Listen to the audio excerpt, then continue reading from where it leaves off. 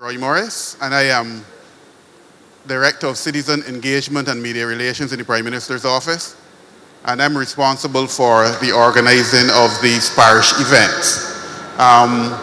So far, every time I've spoken at one, I've had to say welcome when I am in fact a visitor like everyone else. On this occasion, however, when I say welcome, I'm joining you in welcoming you to my parish, which is in Andrew.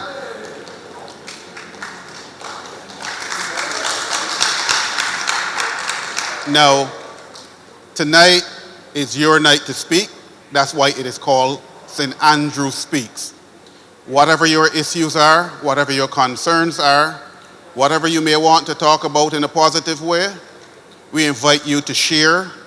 All we ask is that we be respectful of each other. You may not agree with everything the person next to you or the person who's at the mic says, but in good St. Andrew fashion, we will give everyone their chance to say it. We will be here until about 9:30, and I expect that you will say what you have to say.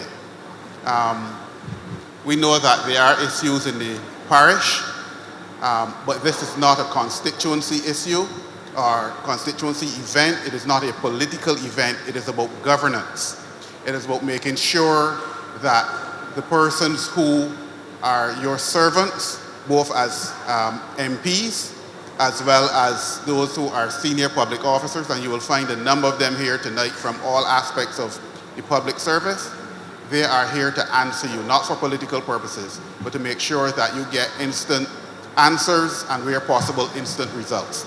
So without further ado, I will turn it over to your MP, and he will then introduce Prime Minister, if she needs one, and we will go from there. So the night is yours.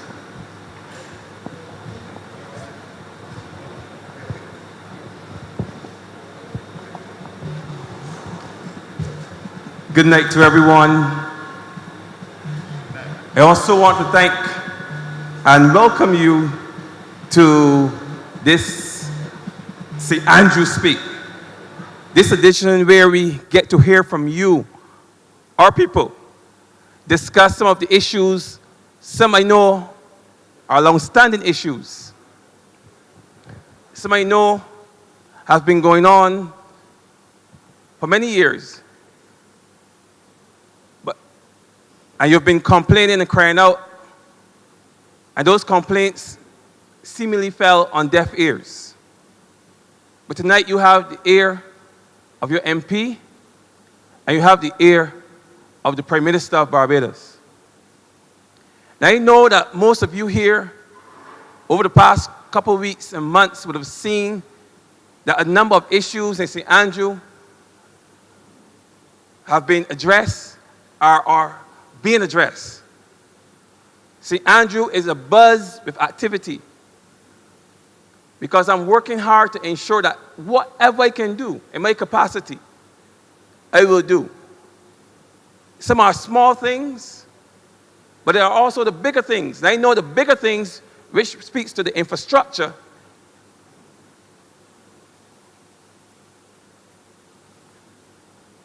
will be addressed here tonight.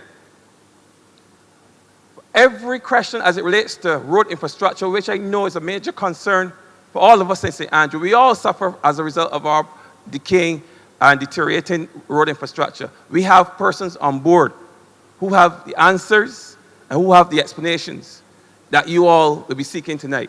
So feel free to talk to me. Feel free to ask me any question. When I look around, I see a lot of faces I recognize. Feel free to talk to the Prime Minister, because we would answer you as best as we can. And we have on board the technical staff who will give you those technical answers where we cannot answer as MPs and as politicians. We have persons on board here tonight who would answer those questions for you. So I don't know if I have to introduce the Prime Minister. I think this lady requires no introduction. This is our Prime Minister.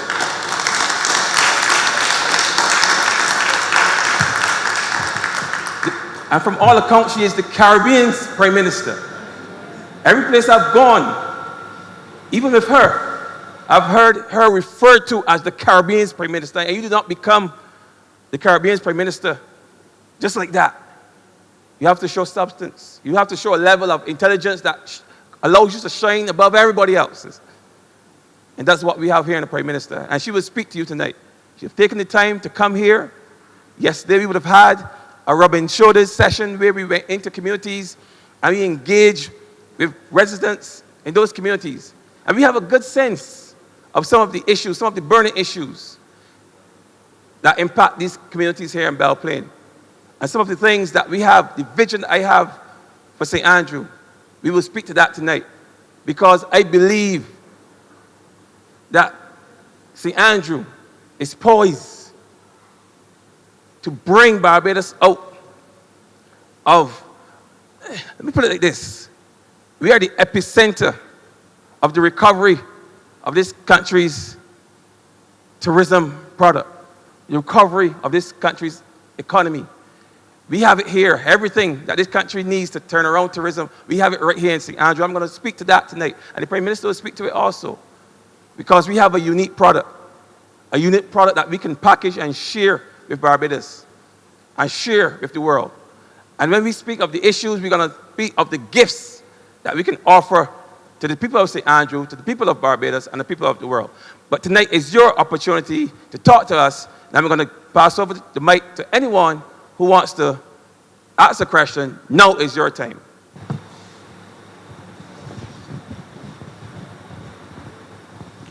Good night, everyone. I want to invite the first person to come. I'm not going to give a long intro because I prefer to hear from you tonight. As Roy indicated, this is called St. Andrew Speaks because we intend to hear from you as much as possible and to meet your concerns and issues as we go forward. I must tell you that I hope that as we do more and more of these, that there is a culture in Barbados that I want to break. And it is also symptomatic of our ability to reach up and to reach out and to do so aggressively. Every time I come into a room, every time we go into a room in this country, Bajans naturally go for which seat? Middle or back? And it is about time that we start to encourage a culture where people come up front and stand up and be counted.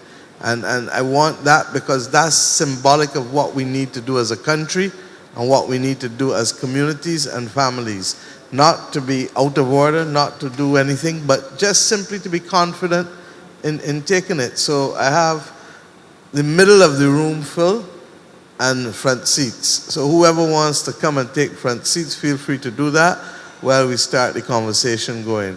Who's first, please? Let's open the button. I'm going to start the ball rolling. My name is Natalie, and I'm from Chalky Mount in St. Andrew. And I'm excited to be here tonight because I know that we have a Prime Minister that face it and fix it. She's not about long talk. So I know we will get results in St. Andrew. And I can safely say that our parliamentary representative, he is listening. When you speak to him, he listens, and then you see change start to take place. So my first thing I want to talk about tonight is on behalf of the residents of Chalky Mount and St. Andrew who live on the Cambridge plantation, which is tenantry land. In 2007, I held a meeting at my church and I had asked Andrew Payne, he used to work at the Urban Development Commission, and Gregory Nichols, attorney at law, to come to speak to the residents and educate them about tenantry land and what they should do to own the plot of land that they live on. At that meeting, I also invited Mr. Proverbs. He was responsible for the trust, Peter Morris Barbados Trust at the time. And at that very meeting, he allowed the residents who had a raise, he waived the raise of the rent. From then till now, persons at Chalky Mount do not have the title deed to their land. And they asked me to come here tonight to raise the issue at this meeting. I already spoke with our parliamentary representative. I know that he went into the area and he met with some of the residents.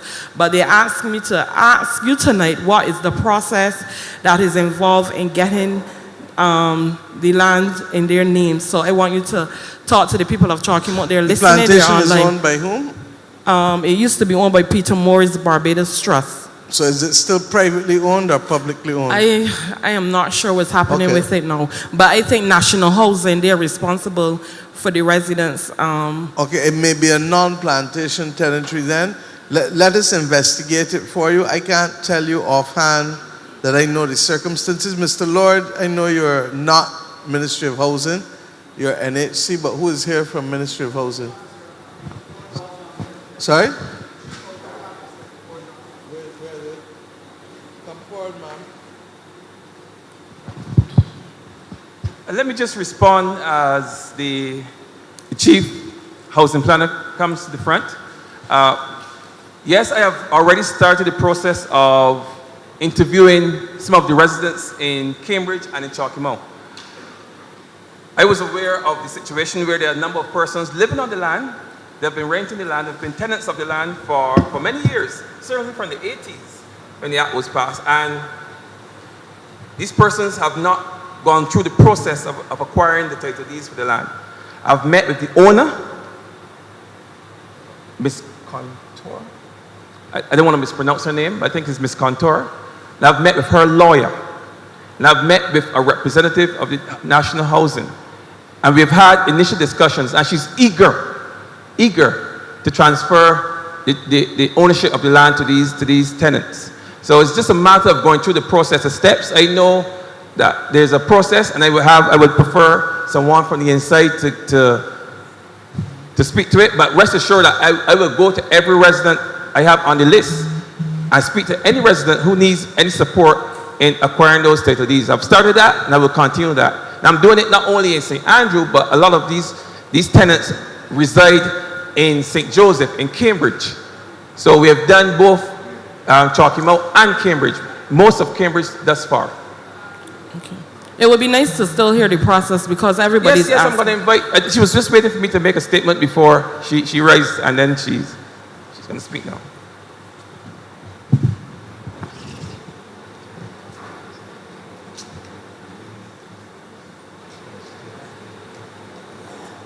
Hello, good night. My name is Nicole Johnson, Chief Housing Planner, Ministry of Housing, Lands and Maintenance. The process for acquiring lands on tenantries, the persons would have to complete 3 Form 1 notices.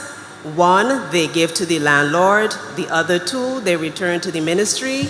We do our necessary investigations to ensure that the persons are qualified to purchase under the Act. That means that we would like to see rent receipts. This is for both plantation and non-plantation tenantries. And who ministry handles both? Yes, once it's in the let us rural govern. area. Let us govern. The MP has said that he will go and visit. Rommel walk with the forms and carry to the persons if they haven't filled out the forms yet. And that will trigger the process for the landlord to start to act. Okay? So can we agree that that will be done? How many tenants approximately on the lands? There are about 25 persons that I know Okay. about, but she said about rent receipts. Obviously, these individuals will not have the rent receipts after all these years. So I'm not sure what will happen in a case like that. That is what I'm saying. The MP has said that he has already met with the representatives of the owners. So that would indicate that they also are prepared. You indicated to sell as well, correct? Yes. And therefore, let us just have a meeting, go and meet with the residents down there. Rommel, carry the forms, and then have a meeting with the lawyer, and let's get this behind us, okay?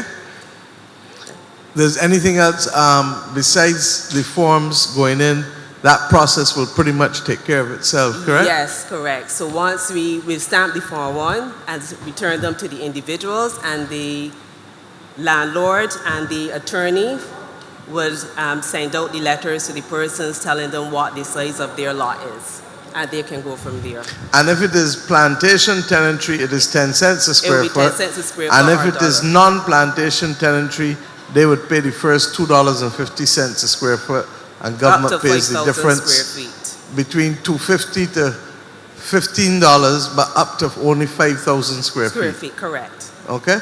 Any So excess is everybody's paid at split. the open market price. Yeah. Over 5,000 square feet will be paid at the open market price. Okay. Thanks. So we'll agree? You'll go there? Thanks. Okay. Second issue.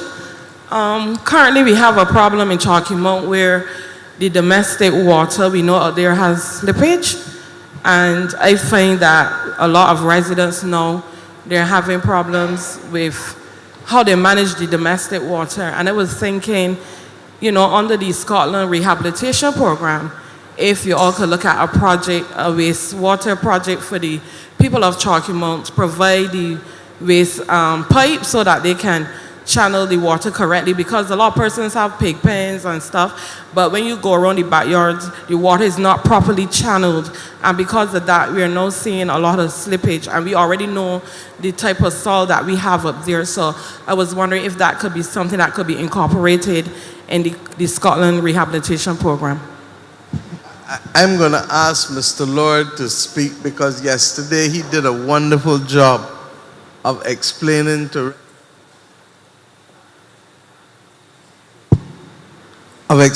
residents when we went to Belle Plaine and other areas what is the difficulty in particular for St. John. Who else is here that may speak after you, Mr. Lord?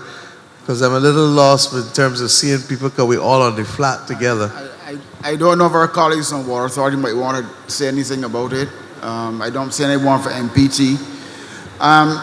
Good evening, my name is Raymond Lord. I'm the planner at the National Housing Corporation.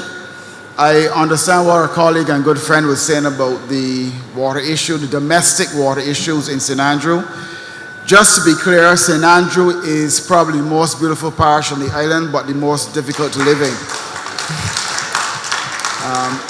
And I say that coming from St. Raymond, Philip. beauty always comes at a price.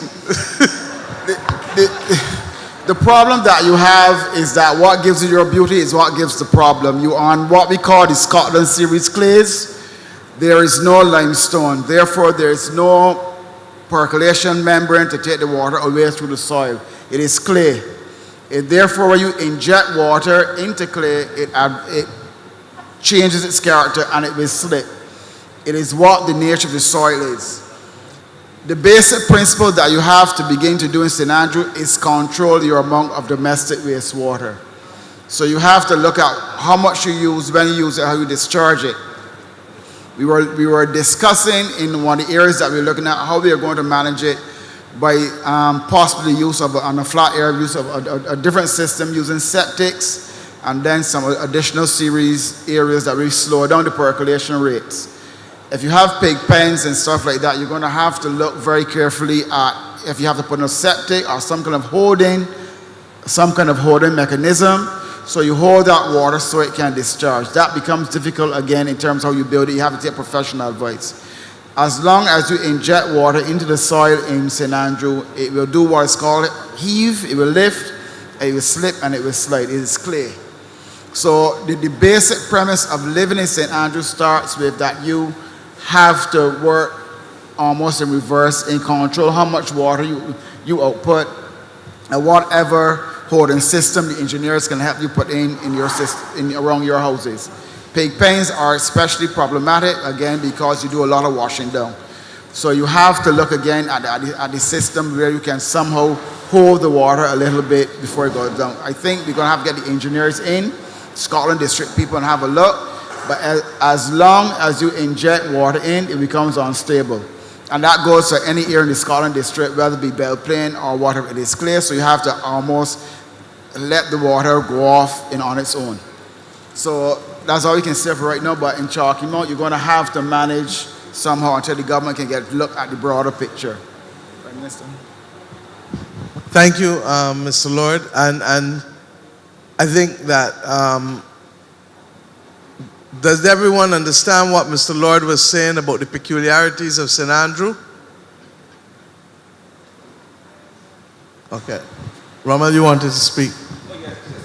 Just to make the point that coming out of yesterday's discussion and certainly this evening's discussion, I think that we should perhaps, and I will endeavor to work with the Public Affairs Department as well as GIS to create a public awareness program for persons in the Scotland district where greater awareness will be brought on how to manage wastewater, primarily because of the peculiarity of the topography and the soil type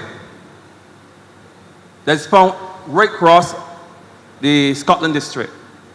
And further to that, I will speak to the Prime Minister about creating a revolving fund so that persons who may not necessarily have the funding to build the septic tank that Mr. Lord had recommended, those persons can use this fund to source monies so they can develop their properties, building that septic tank, and in doing so, help to preserve even the land around their homes and the land around their community. Because what one household does impacts the entire community. Minister, I'm glad you said that because I was also looking. Sorry. If I can say that on both matters, he has spoken into my right ear. And I suspect that by the time it gets to the left ear, that he can get success on both matters. And why? At the end of the day, we have a catastrophe fund. But a catastrophe fund, AG, we have discussed, can't only be about helping people after the catastrophe. It has to be also to avert the catastrophe. And the level of slippage that we are seeing in the Scotland district is such that we may well have to create a Scotland district revolving fund in order to be able to have persons access loans at low interest in order to be able to put in septic tanks. And we certainly need DPM to work with the Barbados Water Authority on the wastewater aspect. And I would like to think that you all should lead the effort of working with GIS and Public Affairs. GIS and Public Affairs are the medium through which communication will happen, but the Water Authority, Mr. Halliday, and DPM and MP ought to come from Water Authority so that people who are doing things in St. Andrew can be clear as to what the risks are. And Mr. Lord is right. This is one of the most beautiful parishes in this country. But as we all know, beauty comes at a price. And therefore, we have now to take care of it. If not, we're going to lose what is beautiful about it. Thank you. Thank you. Minister, I also went a little further and I look at the UNDP small loan program, and I recognize that a project of that nature could fall under this. So I started to prepare a proposal. I'm not sure how successful it would be, but you can get up to $50,000. So I'm about to submit that proposal as well. But failing that, I think what the Prime Minister would have said is a very good idea. Thank you. Thank you, Ms. Murray. Thank you, Natalie.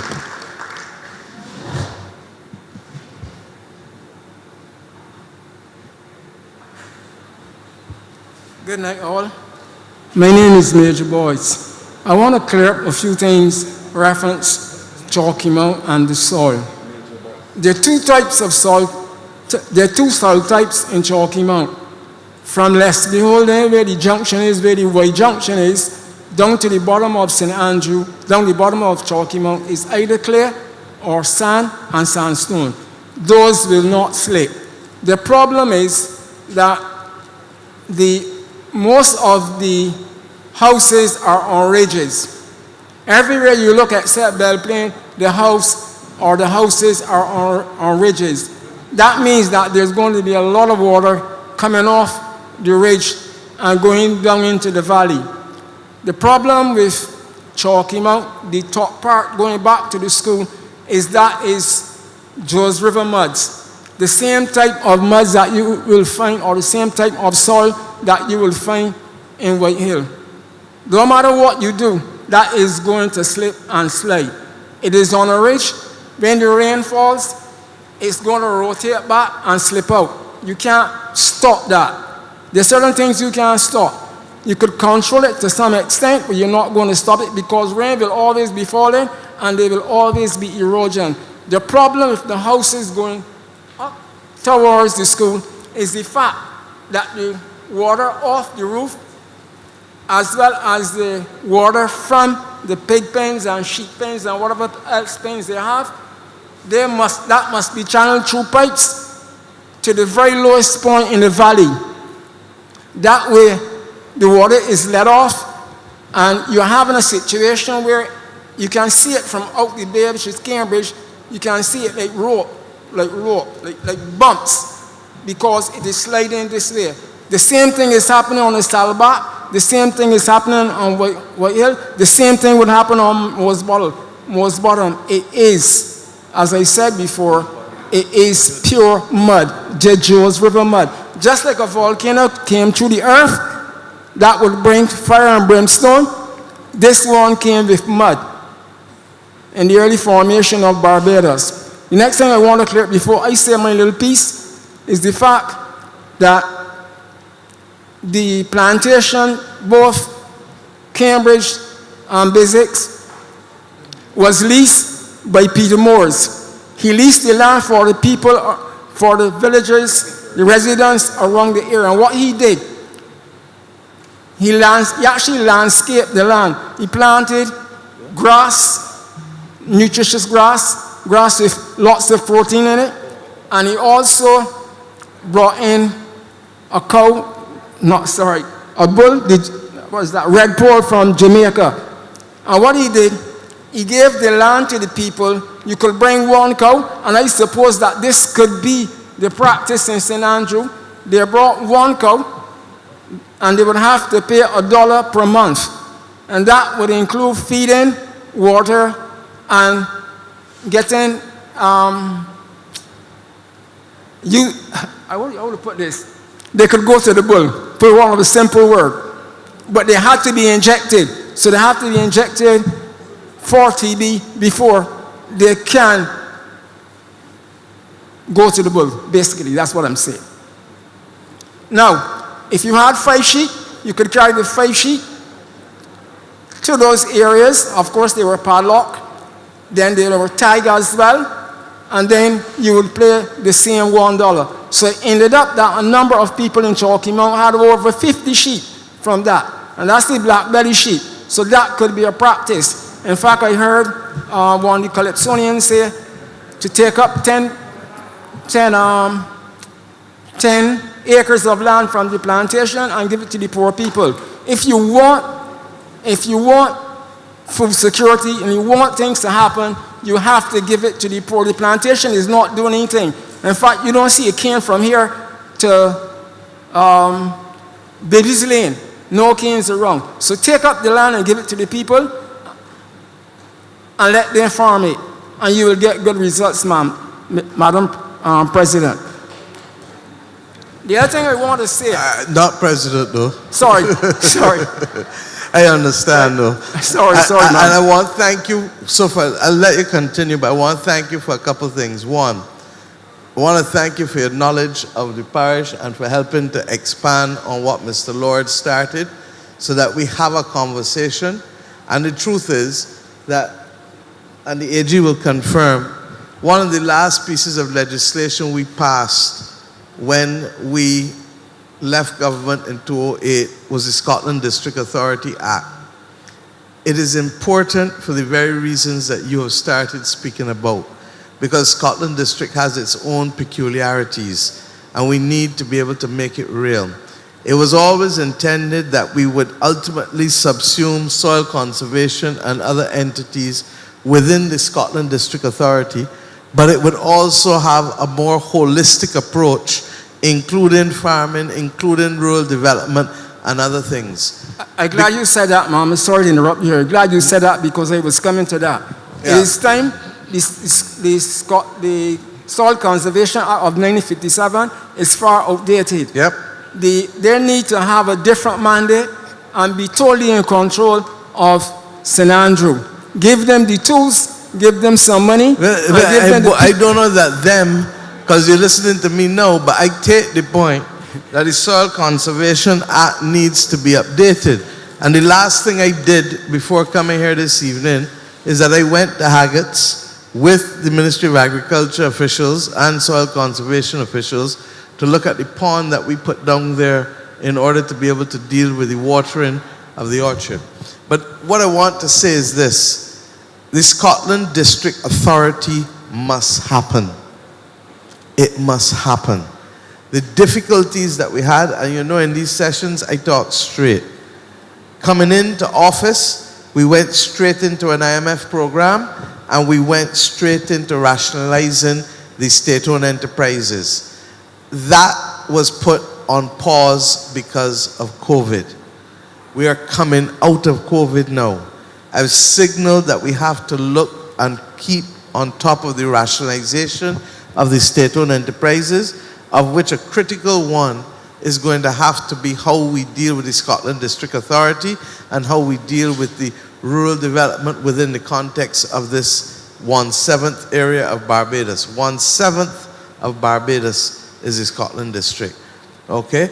And regrettably, what we have seen over the last few decades is people moving out of St. Andrew, people moving out of St. Joseph, people moving out of parts of St. Peter, largely because we've not carried the services to the people. So that is why you've seen us. We finished the outpatients clinic here at St. Andrew that we opened, what, earlier this year? Or was it last year? It was so long already. And we did the one in St. Joseph as well. We are going to deal ultimately with the police station and civic center. But the truth is, I can't tell you that we're going to get it this year or this financial year, because the truth is that we're also dealing with the roads and we're dealing with housing and relocation first. And at the end of the day, the pocket still got a limit. It don't go all the way down. So suffice it to say that there is a planning program for bringing services back to the Scotland District so that people will want to remain in the Scotland District living. Now, it means how we build and where we build is of the utmost importance. And that's why even up to yesterday, the Member of Parliament took us to an area in Shorey Village where he wants to do housing, correct? And we've agreed with Mr. Lord that we will look and see what conditions can attach to us being able to do housing on that flat point there in Shorey Village. So we are with you, Major Boyce. Yes, I'm ma'am. sure that the AG has also heard you, because you mentioned Saddleback, you mentioned other areas, and the truth is that we just need to educate the public and to work with the public as regulatory agencies to be able to secure and stabilize what we're doing in this part of the world. Right. I think, Madam Prime Minister, I think they are on the same wavelength. I think the soil need to be, that soil conservation need to be changed to probably soil conservation valley authority or something like that. Because all the rest, Jamaica has the Yallows Valley Authority, America has the TVA, the Tenant Valley Authority.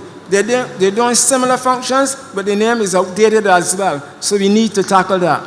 Now, I'm coming to my special presentation this afternoon. I'm going to start with Chalky Mount again.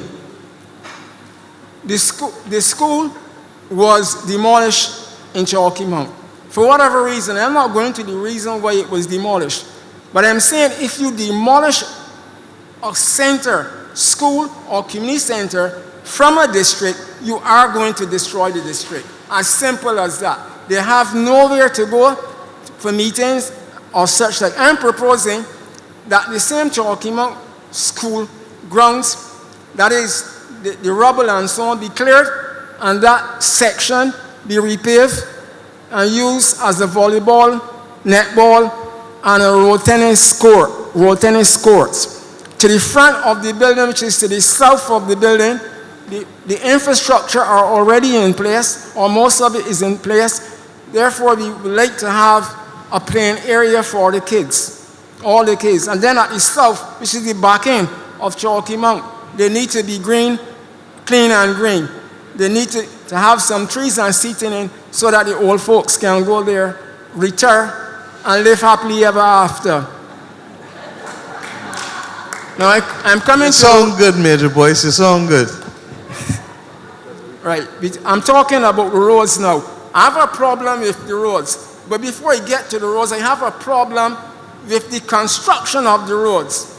When the roads are being... First of all, those roads that were built or are built or are still there, those roads were built for donkey carts, dray carts, a few small cars, and people walking or riding bicycles. They were not built for those 10-wheelers, the sand trucks laden with wet sand going up those hills. You see what happened is because they were not properly built in the first place, the covering, what is on them, the little black tar that is on them, that is not holding the road. The trucks go over that and it wobbles. Then the roads are built, if you realize they're on a ridge.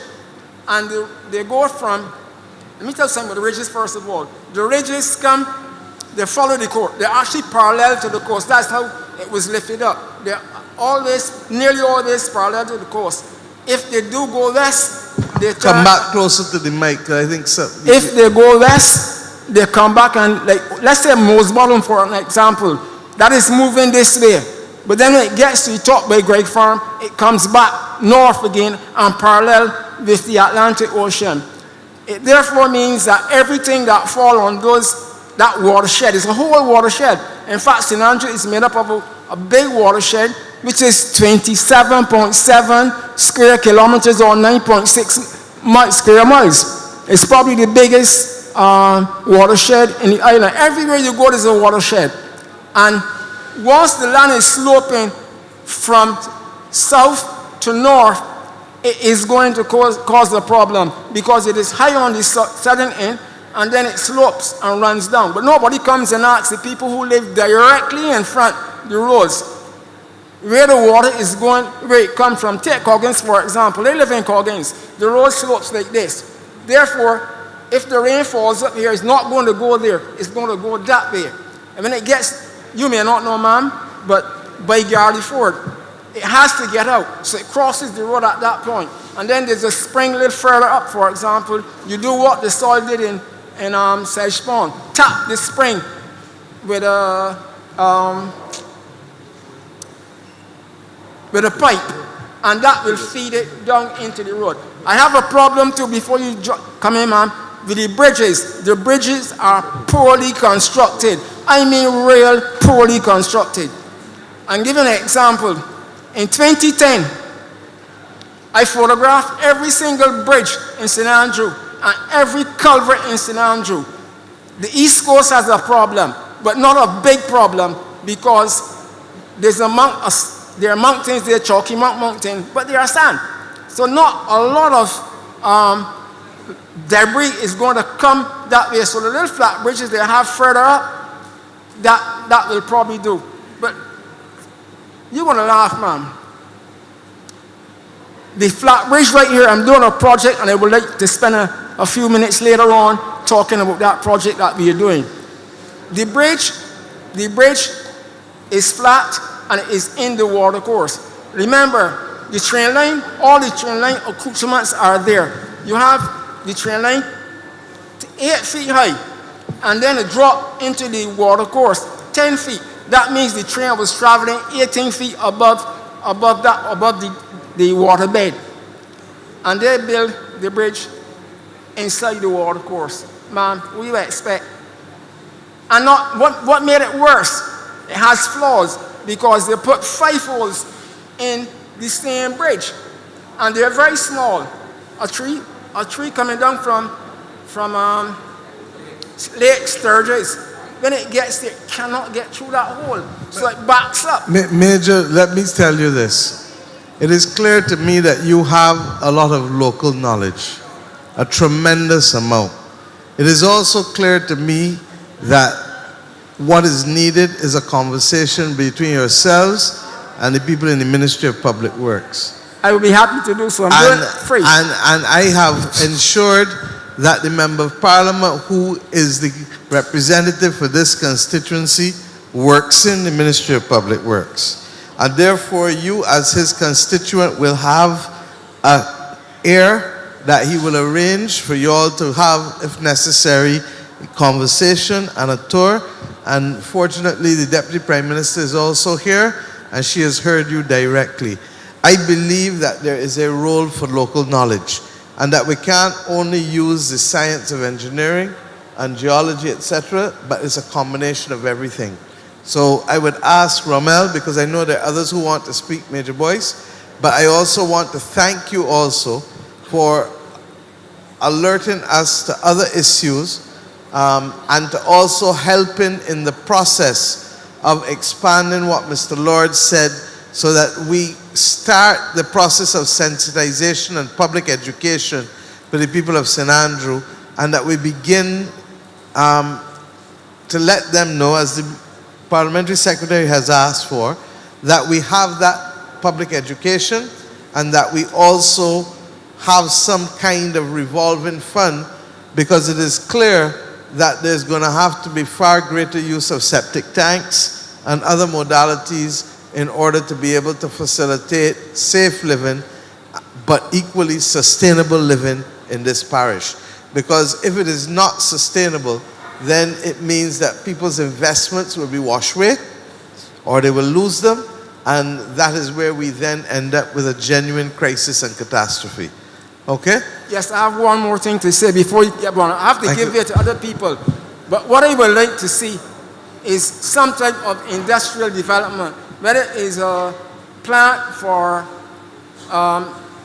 doing garments or what have you. You see, when you have what is called geography inertia, or what you have industrial agglomeration, once you set up an industry, what happens? The other businesses will gravitate towards Belle Plaine. And once they gravitate towards Belle Plaine, they're going to find work for all of these people, including the local entrepreneurs. But I'm going to give you a man, because I want to talk about a project that is on the East Coast Road. If you give me 10 minutes later in the evening.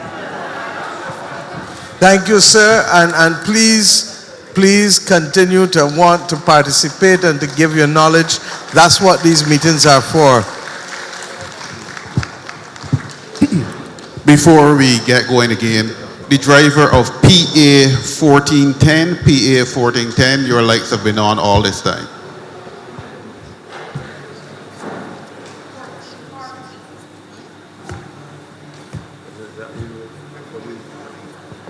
$14.40? Okay. Well, if you have a PA and it starts with 14, it's your lights. Yes, ma'am. Good night. My name is Califa Andrews, hailing from Wood Hill, St. Andrew. Man, you hear about Wood Hill? We have every single problems. I think that Wood Hill has the most problem in Barbados. You just tell me you had the most beauty too. Of course. I was getting to that. Right. First I want to commend the Sanitation Authority.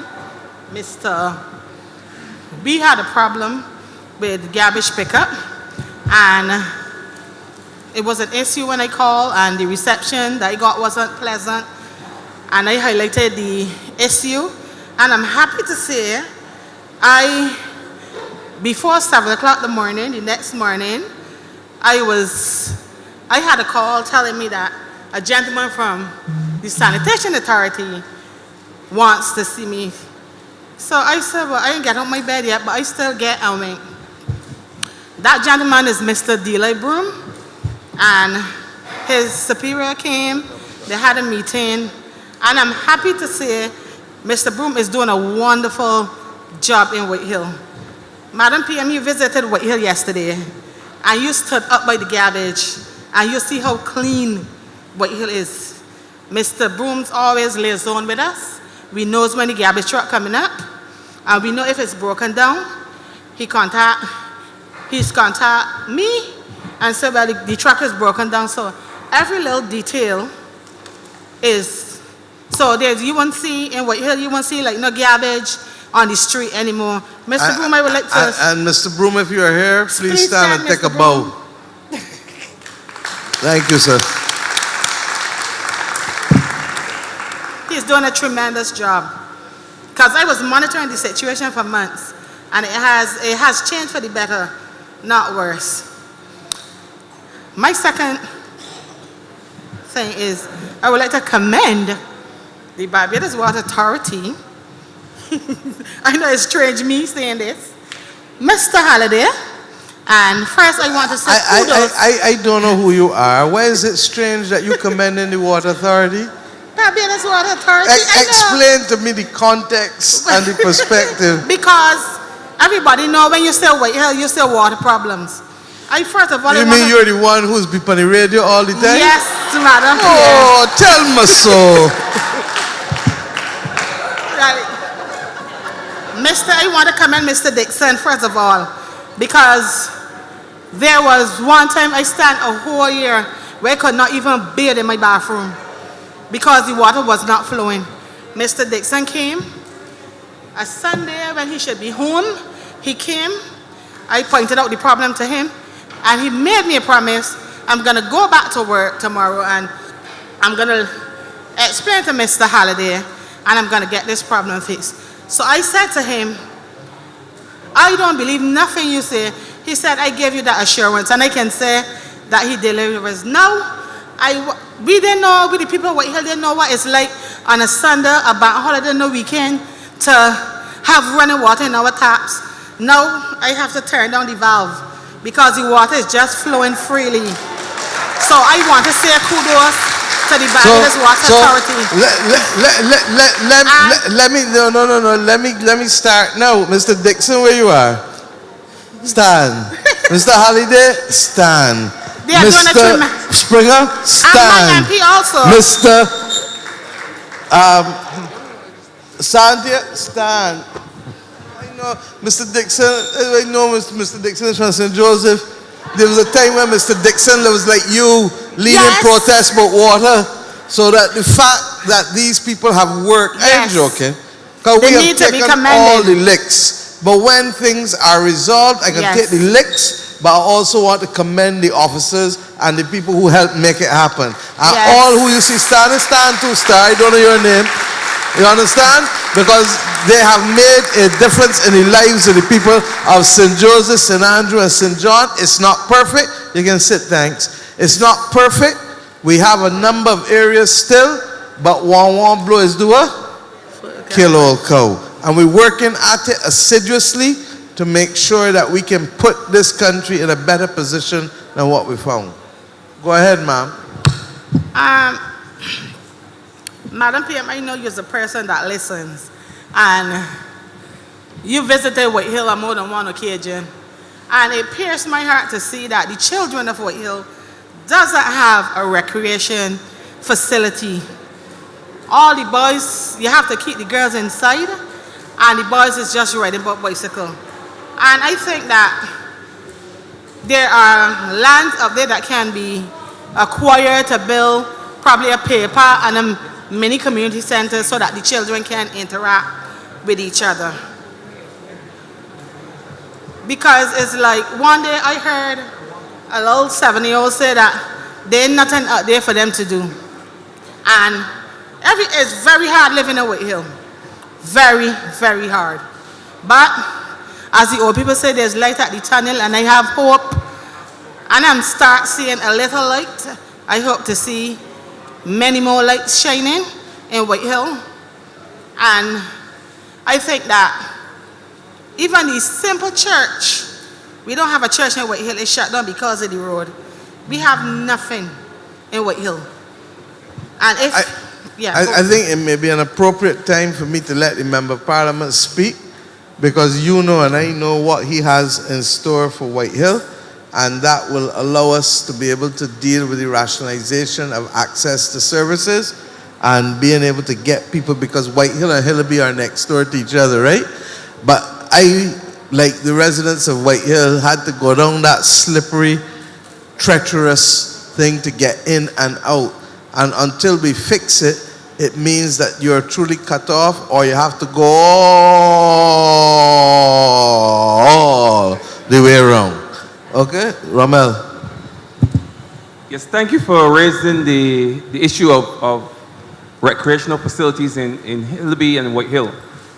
And it's an issue that I am quite aware of, and I've been making steps towards correcting it. Now, there's limited land in Hillaby, and even more limited land, it is even more limited in White Hill.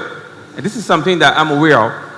Now, there's a piece of land in Greg's Farm that I discovered just recently was purchased by the church. Now, the church intends to rebuild a facility there.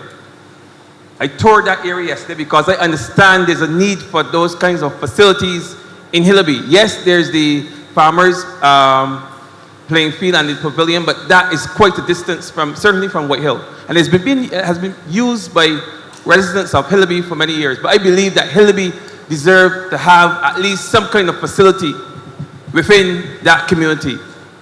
And the Prime Minister has agreed that if we can work with the church, the land that the church has, and they intend to use, if we can work with the church to build out a dual-purpose facility in Greg's Farm that will service Greg's Farm, Hillaby, Mose Bottom, White Hill. Church, yeah. If we can have that arrangement put in place, then you can see a purpose-built facility in Hillaby. And in one area that we have available, the one single location that we have available, we can do that. And that is what I endeavor to do. Of course, we have the space that the church would then surrender, because, of course, if they move over to Greg's Farm, they would no longer have to be in top of White Hill or Hillaby, or you choose to call that part of the road. We can also have that area paved, and we can paint 2 road tennis courts. There we have a number of road tennis players in Hillaby. Road tennis has really taken off in Barbados. We have seen it elevated to a standard that I can only describe as international standards. So that is one of the things that we have earmarked for Hillaby. There are not many places, but believe me, those 2 places we will endeavor to paint right there.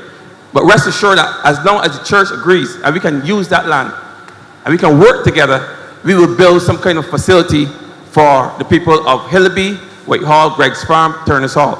Because as you said, there are absolutely no facilities for the young people or even the elderly people within those communities, except, of course, the churches.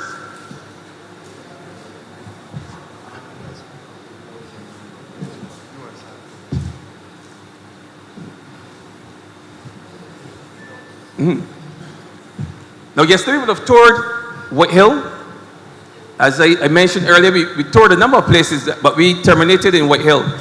And one of the things that we discovered on arrival, basically just looking at the road as part of the rehabilitation process, and we will soon start that road. I know that question is going to come. Designs are already been made for the roads, and we expect that as soon as those designs are approved, I would have Mr. Tudor speak with more details as it relates to the technical aspects of the road. But I will say this much. Part of the rebuilding process, a rehabilitation process in White Hill, will have to involve the removal of some of the homes, certainly on the northern side of the road, to facilitate the installation of gabions that would buttress the road and help to support that road when we build out the new road. So we have identified at least 14 homes that we will relocate. We will seek to find land either in farmers, in Shorey Village, wherever we can find land in St. Andrew, to relocate those homes so that those persons can have their homes elsewhere and we can use that space to support the road. Because as was mentioned earlier by Mr. Lord, with the wastewater flowing from those houses, it will over time saturate and will compromise the substructure of the road. So it is an absolute must that persons will have to be relocated from White Hill. It's a process that would have started years ago, but we have to continue if we intend to build back a much better road than what currently exists or what existed before. But thank you for raising the issue for the community or resource center. It is really an urgent need in that part of St. Andrew. You're welcome. Madam PM, my last point. I would like to get my mail in a timely fashion. I had to catch the bus 2 weeks ago to go to the post office to get my mail. You imagine, because it was a long weekend, this is the weekend leading up to Kaduma weekend. Now, our postman is on sick leave. Got into an accident on sick leave. I contacted the post office.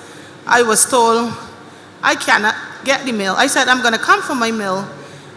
I was told I cannot get the mail. I said, well, they are my mail.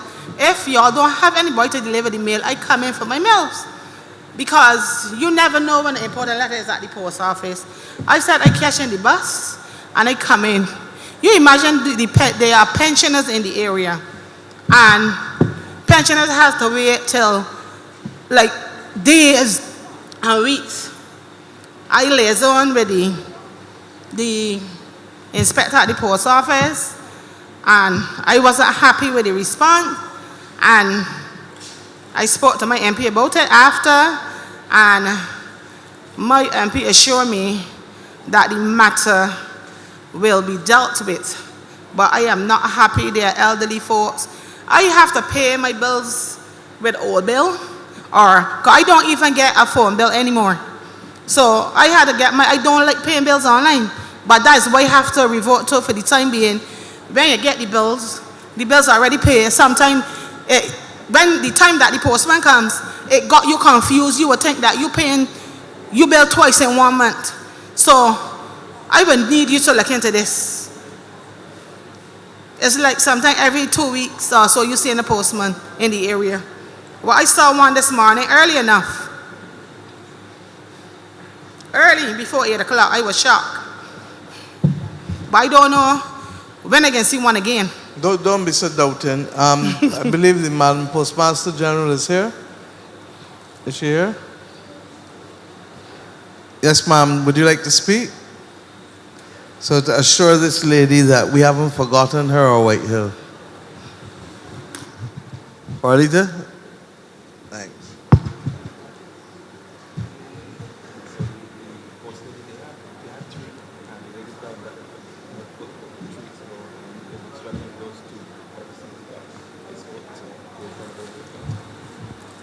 Yes, good night, everyone. You can hear me clearly?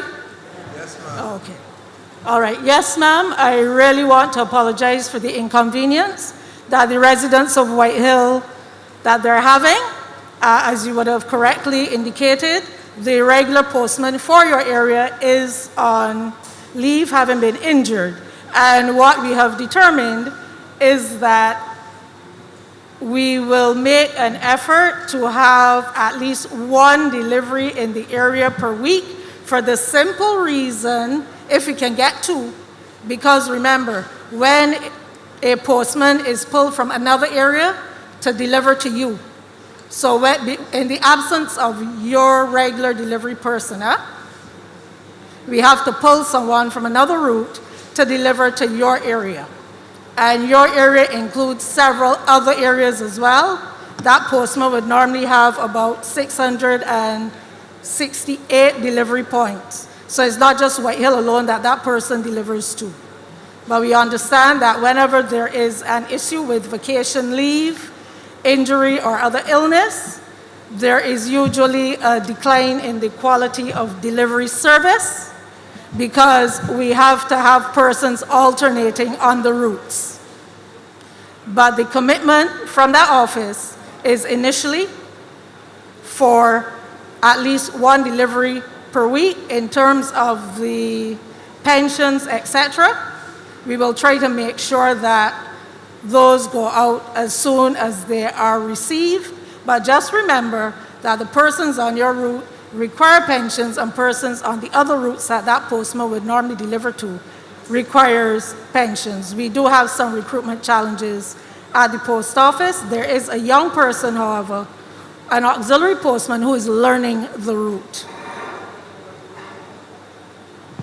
I'm not hearing the back end of what you said, but suffice it to say that I think that this is a standard. If we're going to have areas which obviously might be affected, we need to find a way of communicating to the people in those districts that for whatever reason there's a problem, and that the mail delivery may be reduced for that week or 2 weeks or whatever, but that they are free to collect it at X place as well. So I think we have to give people options, and we can discuss later with your minister and yourselves what kind of options we can put in place to facilitate that kind of condition. But yes, I thank you for your responsiveness, And I also thank you for clearly responding to the issues even before they were raised here tonight. All right. Thank Does you, that Madam. satisfy you, ma'am? Corridor? Thank you. Okay. Thank you, Madam Thank you. Postman. And that's for which other districts besides White Hill, sorry, before you sit? Essentially, the postman who delivers to White Hill also delivers to Bordens, Fruitful Hill and Boarded Hall, Lower White Hill, Upper and Lower Walkers, Cane Garden, Coggins Hill, Turner's Hall, Trio Path, a part of Belle Plaine, Babylon, Baxter's, Rock Hall, Bruceville, right, Rock Hall and Bruceville. And essentially, as you all would have realized, there were more routes for St. Andrew. However, over time, and given the decline in the number of pieces of letter mail, we would have made adjustments to routes. And over time, they have been reduced. Thank you. And let me help you. What all she is saying is confirming exactly what we've said. And I can look at the voters list and tell you the same thing too. The population numbers in the Scotland district have dropped significantly, and therefore the number and volume of packages or mail coming in will equally drop unless there's something that we don't know about that's happening. So let us work to stabilize the Scotland district, and let us work to bring back the services as the government has clearly been doing. St. Andrew through George Payne, and now Rommel Marshall, St. Joseph, and Rommel Springer, sorry. Rommel Marshall on my mind today. And Dale Marshall, in St. Joseph, and Colin Jordan in St. Peter, and Charles Griffith, who is here also in St. John. The bottom line is that they have been working and making me miserable with respect to ensuring that the services are brought back to the Scotland district, and we have agreed willingly to do so. But we are equally, as I said, managing a difficult situation, and therefore, while we are doing things, we're not getting to do as much as I would like, as fast as I would like, largely because of the other inherent problems in the Scotland district, which relates to slippage and which relates to geotechnical studies and other things that have to be done before we can make the start. I'm surprised that nobody has come yet and thanked or realized that we've started, Santia, the Scotland District Rehabilitation Road Project that you heard me speak about in St. Joseph and St. John Parish Speaks. And that started yesterday morning in Shorey Village. And that is the Chinese loan that we've gotten from the Chinese government. It's $230 million. And at 2%, the difference in the savings to the government of Barbados, the difference in the savings to the government of Barbados will be significant, and therefore will allow us to do even more roads and more infrastructure projects elsewhere, because instead of paying interest at 8 and 9%, you're paying it at 2%. So you do the mathematics, the arithmetic for yourself. But thank you. I don't know if you want to say anything on it, Santia, with the project.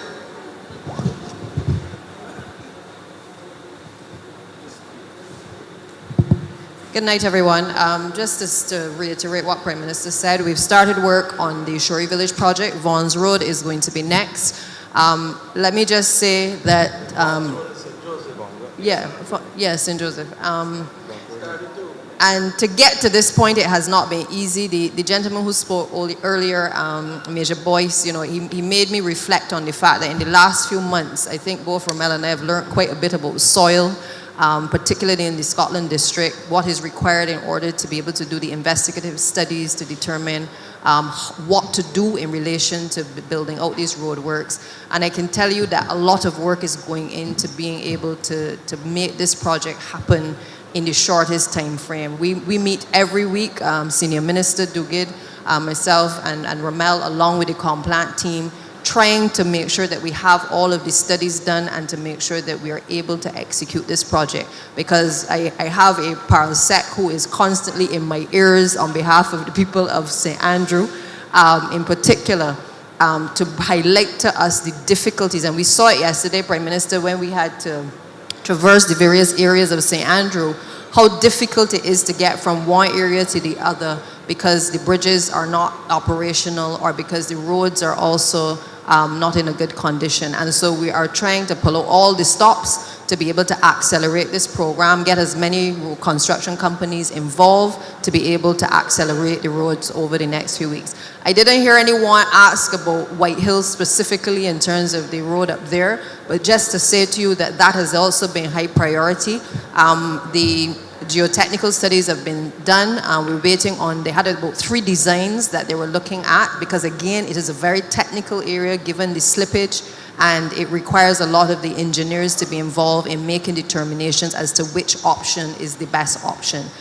They're at the final stage now in looking at what the last design, and I hope that by mid-September we will have a final design, and then we will obviously have to move into the consideration of how we're going to construct the road. So just to say that, it's been a long road to get to this point, but the intention is to be able to put in place a road to be able to provide for the residents in White Hill. Thank you. Yes, sir. Good night. I'm Andrew Jordan from White Hill.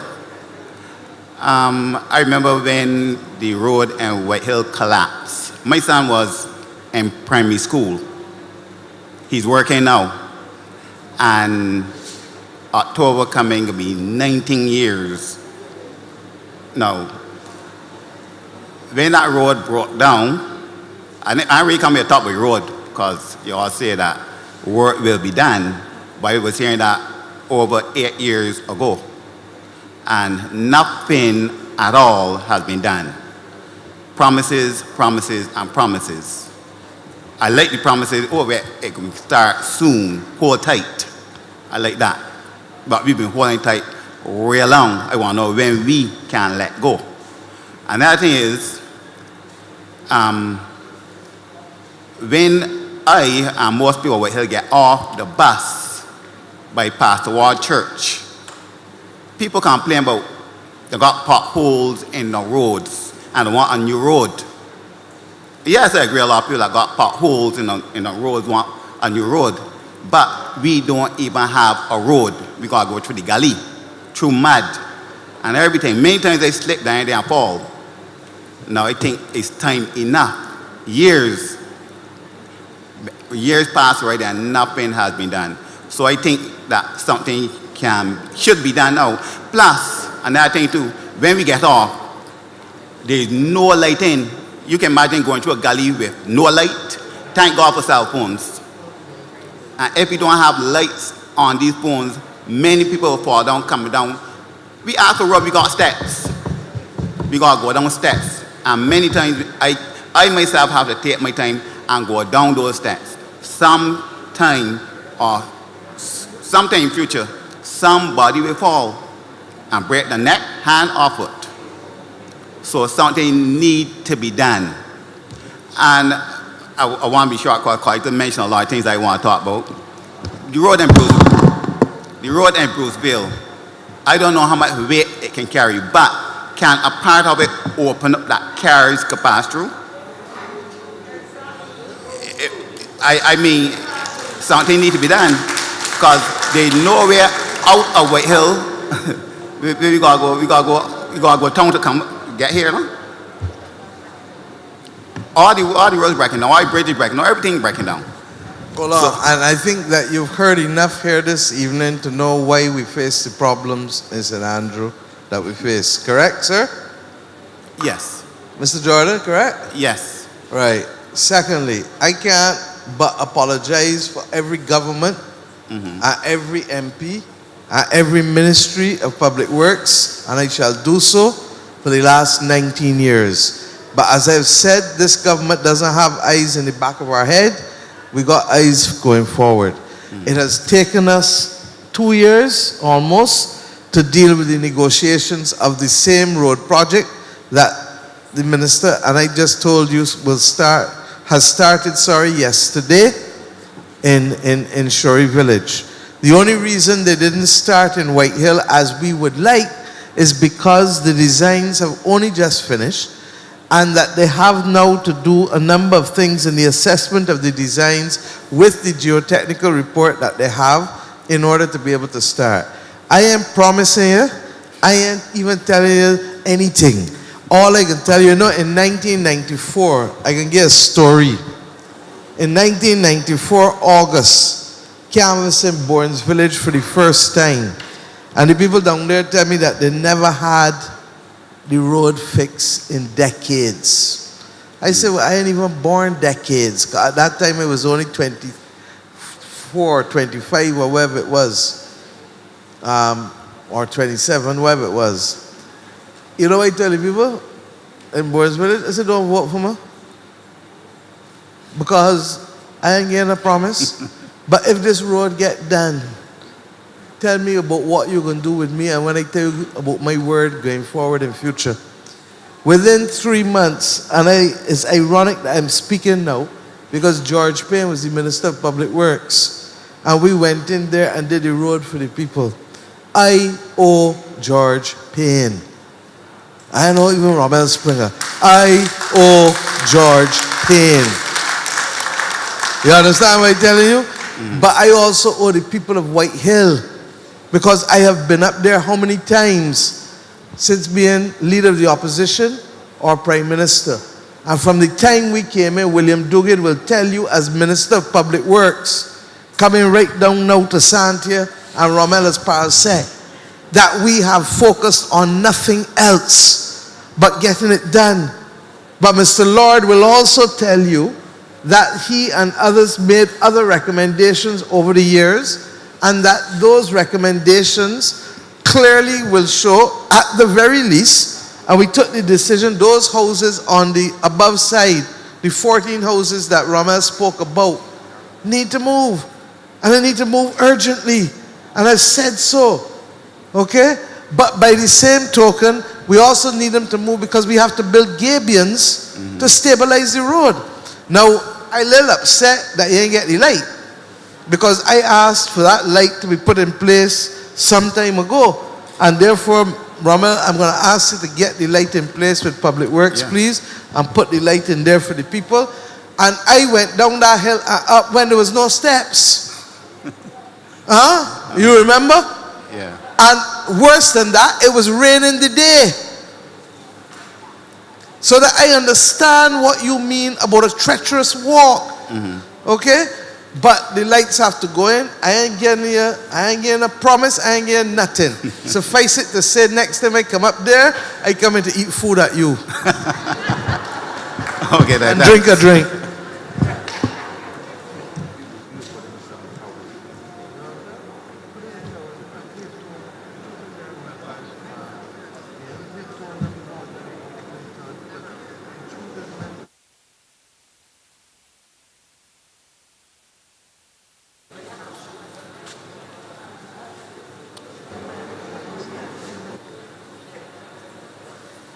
Yes, sir. Good evening, head table and all persons here. My name is Laurie Rudder. I will try to make short, very short. I wrote in 2019, I draft a letter to the Prime Minister's office. It was addressed directly to the Prime Minister. I took my time, went across that road by Popular and delivered a letter. I never got a response from her. Anyway, I know you're a busy woman, but I'm going to go. Well, I had to receive it to respond. If you went cross by Popular, you didn't carry it by the Prime Minister's office? I carry it by your, you office. You carry it by the Constituency office. I carry it to your Constituency office, right? But if you're coming to me, look, he would tell you that every letter that comes into the Prime Minister's office to me, Mr. Morris, that's why he's Director of Citizen Engagement. Okay. Madam So Prime give Minister, me a copy of sorry it and let about me that, read it. Thank but I have you. the letter here now. From 2019. I will go straight. I heard a lot of things about land slippage and those kind of things in the Scotland district. When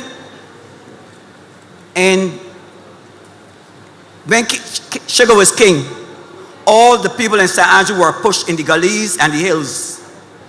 All the people, the plantation wanted the flatlands for production. When SP Mussons were taken over by the government continued to keep the people in the gullies and the hills.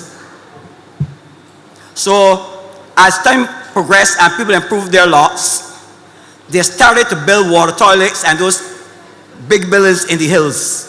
What should have happened? Government should have moved the people out the hills and the gullies and create spots on those flat lands. Government has the most land in St. Andrew. Borders, Highgates, Greeland, Sedge Pond. And there are flat lands out at soil that could really relocate those people in the hills and put them on flat lands so you don't have to worry about them again. But what they are doing is planting fruit trees. I know Prime Minister, you would love to see those fruit trees out there. On those flat lands, those fruit trees should be planted in the hills and the people should be sited on those flat lands. You would not get that kind of slippage again. I had it all explained to Madam Prime Minister. The 4,000 coconut trees I saw conservation had out there, those should be in the hills. Bring the people out the hills, put them in the flat. You don't have to worry about them again. But no, you are planting fruit trees on the flatlands. And like you said in a bulletin, people living precariously dangerous on lands in the hills. Those people want moving out those hills. You go into St. Simon's and people land slipping down the hills.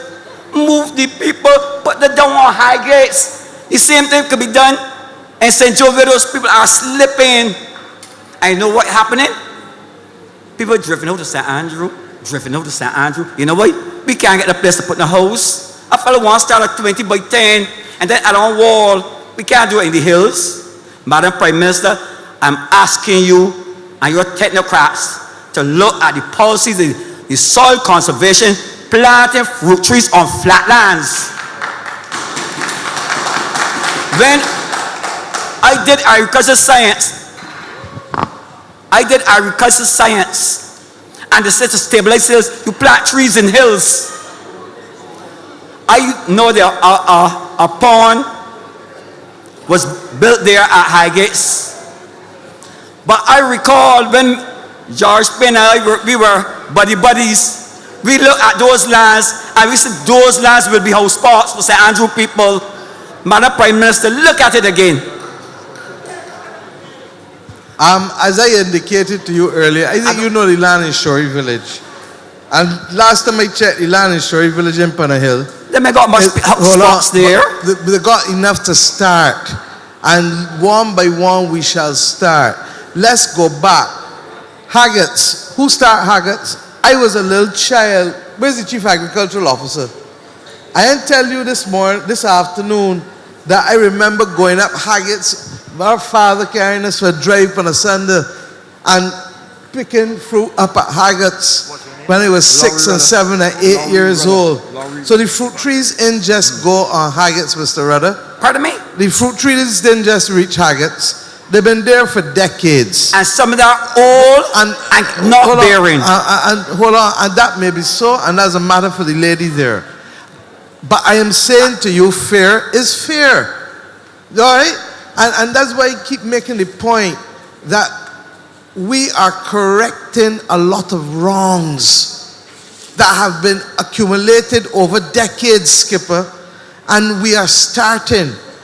Mr. Springer did not carry me to no hills to put no houses down yesterday. Where he carried us, Raymond? He carried us on flat land. Okay? And believe you me, I hear what you're saying, because I am not an agricultural scientist. I never did it, but I know enough to know that trees with roots help stabilize hills, don't they? So we accept the validity of that with respect to aspects of it. But by the same token, we have to go about the restabilization and we have to go about the replanning, Because you have people in St. Simons in difficulty. You got people in White Hill in difficulty. You got people in other areas, and we're working one by one, but I'm not putting them back in no hills. We're not putting them back there. So we got you, Skipper. Okay, Madam Prime Minister, I rest my case. Thank you very much. Well rested. And it works by you in the hill night, isn't it? It's more or less flat. So even in St. Joseph, where the AG has gone for his house lots, is also relatively flat but elevated in Ginger Works. Amy wanted to speak. This said. Just to answer the last commentator as well, many of the houses, in fact, from White Hill were moved to farmers. I think we had about 16. Nicole, Ms. Johnson, we had about 16 moved to farmers, and there are others that are moving. But what happens sometimes is when a family moves out, then that house that is left vacant, another family moves in, and then it creates the problem again. So we do recognize that having people relocated is a benefit for sure, but it's not something that is always practical or always happens.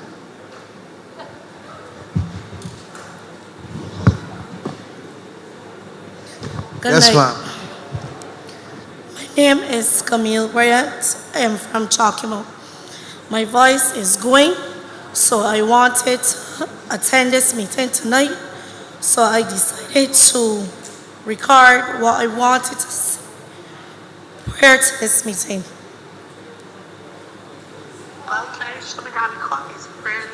Sorry.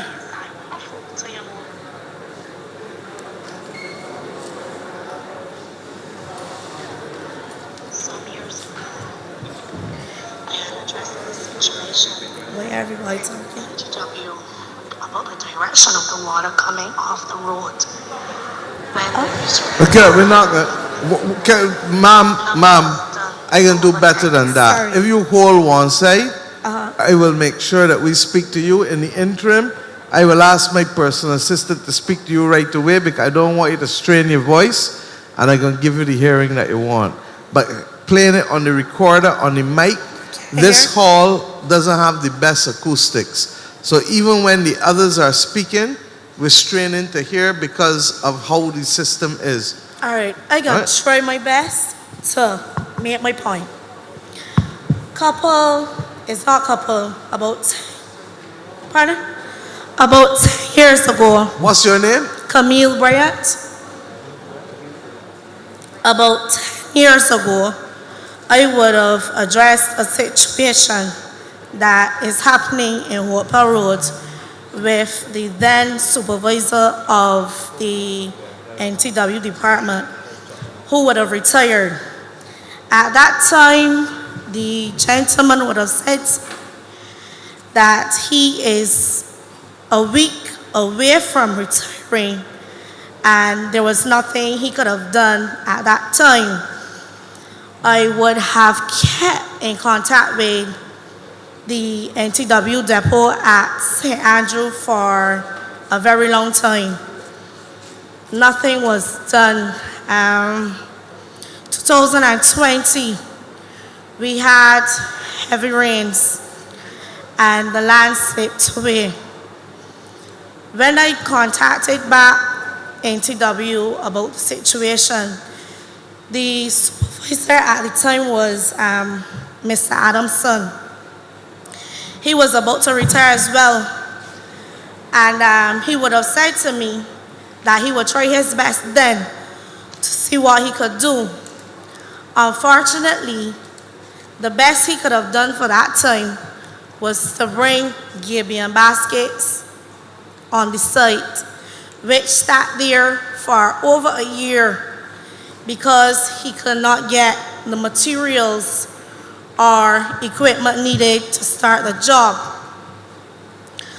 I was frustrated many days to see how the situation was escalating and nobody came to see what was going on. So I reached out to another gentleman, and he arranged for a site visit. It was September the 15th, 2021, with the new management of the soil conservation.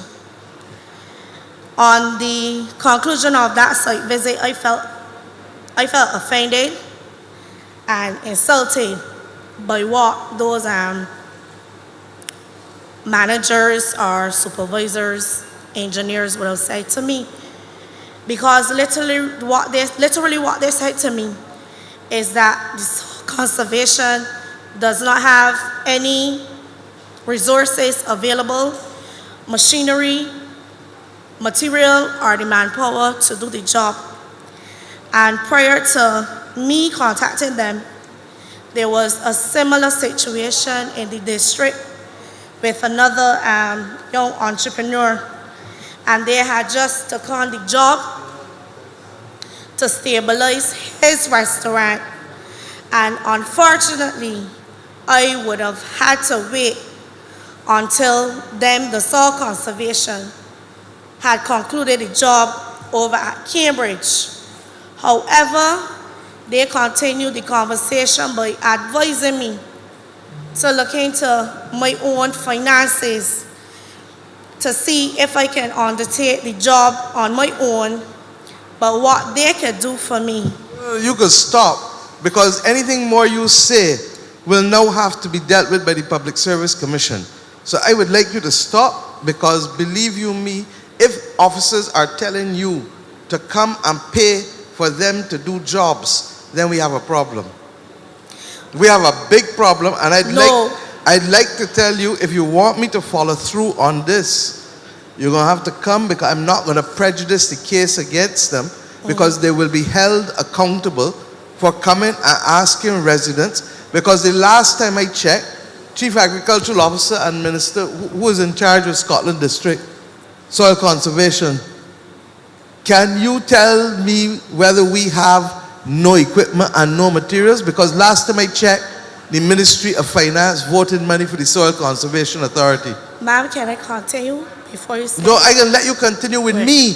Okay. Because this matter will go to the Services Commission. But I want to clarify on what you're saying. Because I'm going to let you clarify what you're saying, but I don't want it any more public, because what I am hearing from Mr. Morris too is going to end up at the Public Services Commission. Okay, Trust me on that one. So can I skip the soil and then continue what is happening now? You may. Because I'm going to ask MTW, where is it that you live again? Hopewell Road. Hopewell? Yeah. Coggins Hill. And the road is still slipping? NTW came in after I had to deal with the soil, and they started their... No, but we ain't done with soil, because soil is going to answer for your allegations. And I'm not even joking. Because the day that people in this country go to private residents and tell people that they don't have equipment and they don't have resources and they don't have material, please bring up, who is here? William, bring up the budget for Soil Conservation Commission for me, from Parliament for me, please. And I will tell you how much money the Parliament voted for it. And if they're going to come to residents and do that, I don't care what authority or what agency they come from, they are going to be held accountable in this country.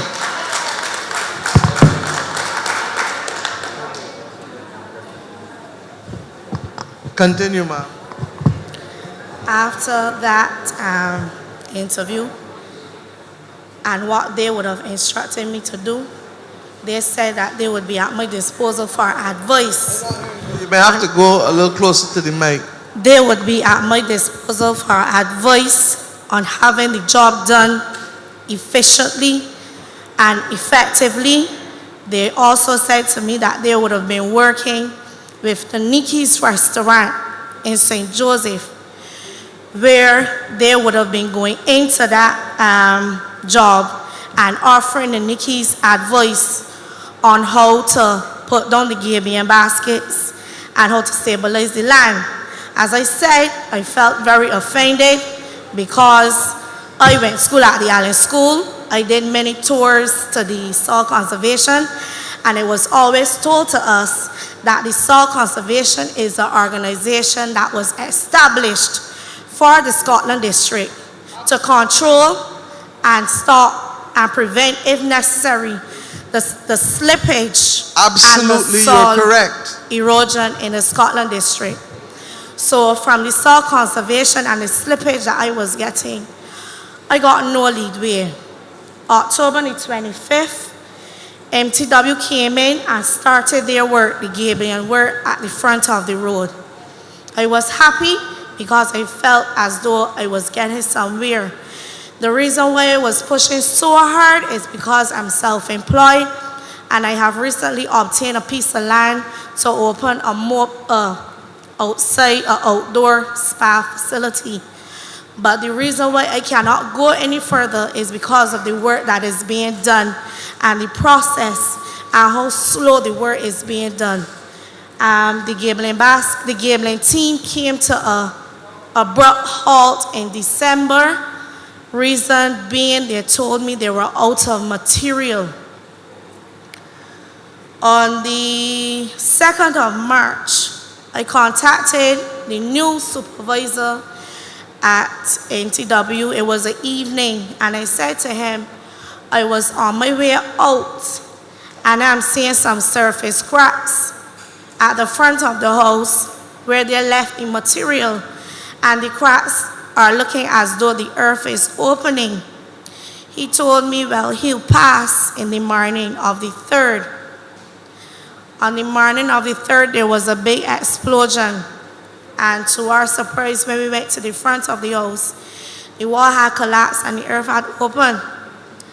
By 11 o'clock, the latest, the response was overwhelming, coming from Mr. Tudor, Mr. Patrick, the said soil conservation led by Mr. Ward and Mr. Springer. I think the name is the engineer, the head engineer at the soil.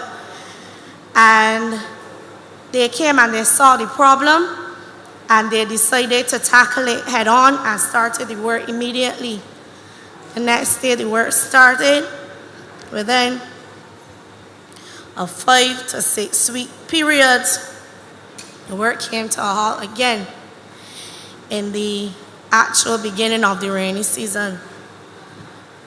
I was contacting the officer who is said to be the officer for St. Andrew, and I was not getting any leadway, so I turned to the Nation.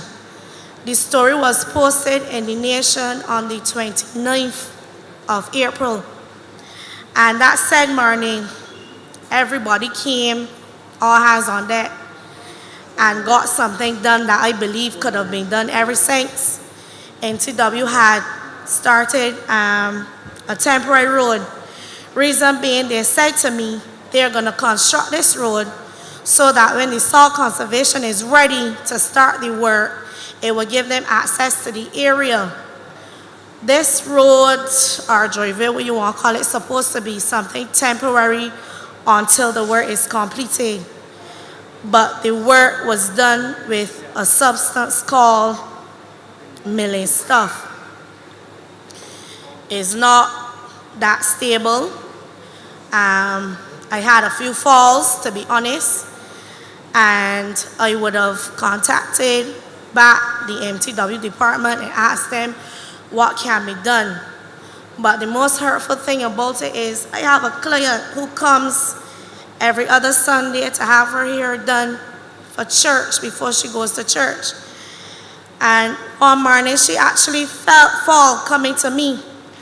And I was so embarrassed. All I could have done was to help her get up and clean off her knee that was cut because she fell on that surface. Now, my point tonight is I am a young entrepreneur in the area of Chalky Mount, or if you want to say Hopewell Road, who is the oldest entrepreneur at that in the district, who has a salon, a operational salon / boutique. And I cater to all walks of life, all genders. And I have a customer who is not coming to me anymore. She's an elderly woman.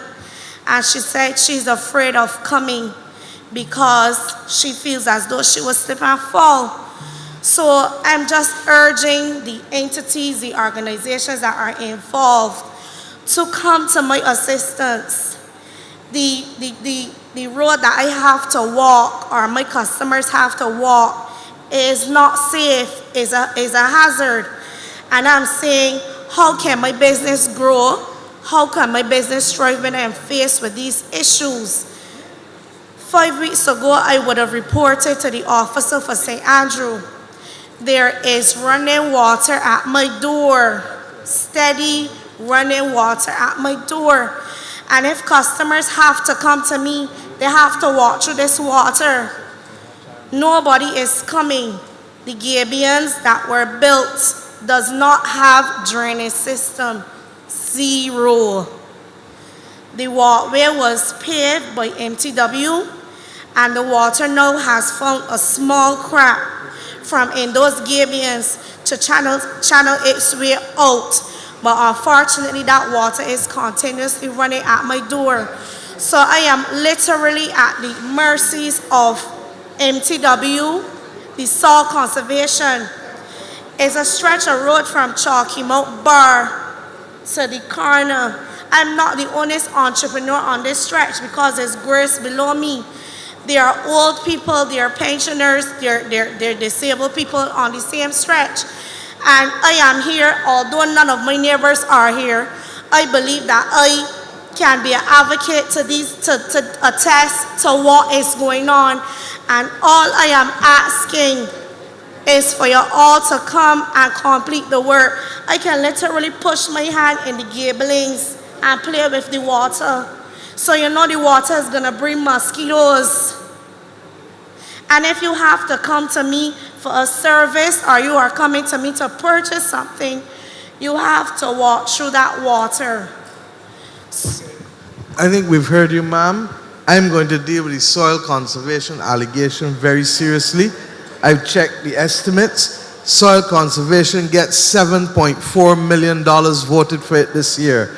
Of that, $4.5 million is wages and wage-related expenditure, and the other $3 million is to do its work. So rest assured, I shall follow up on that.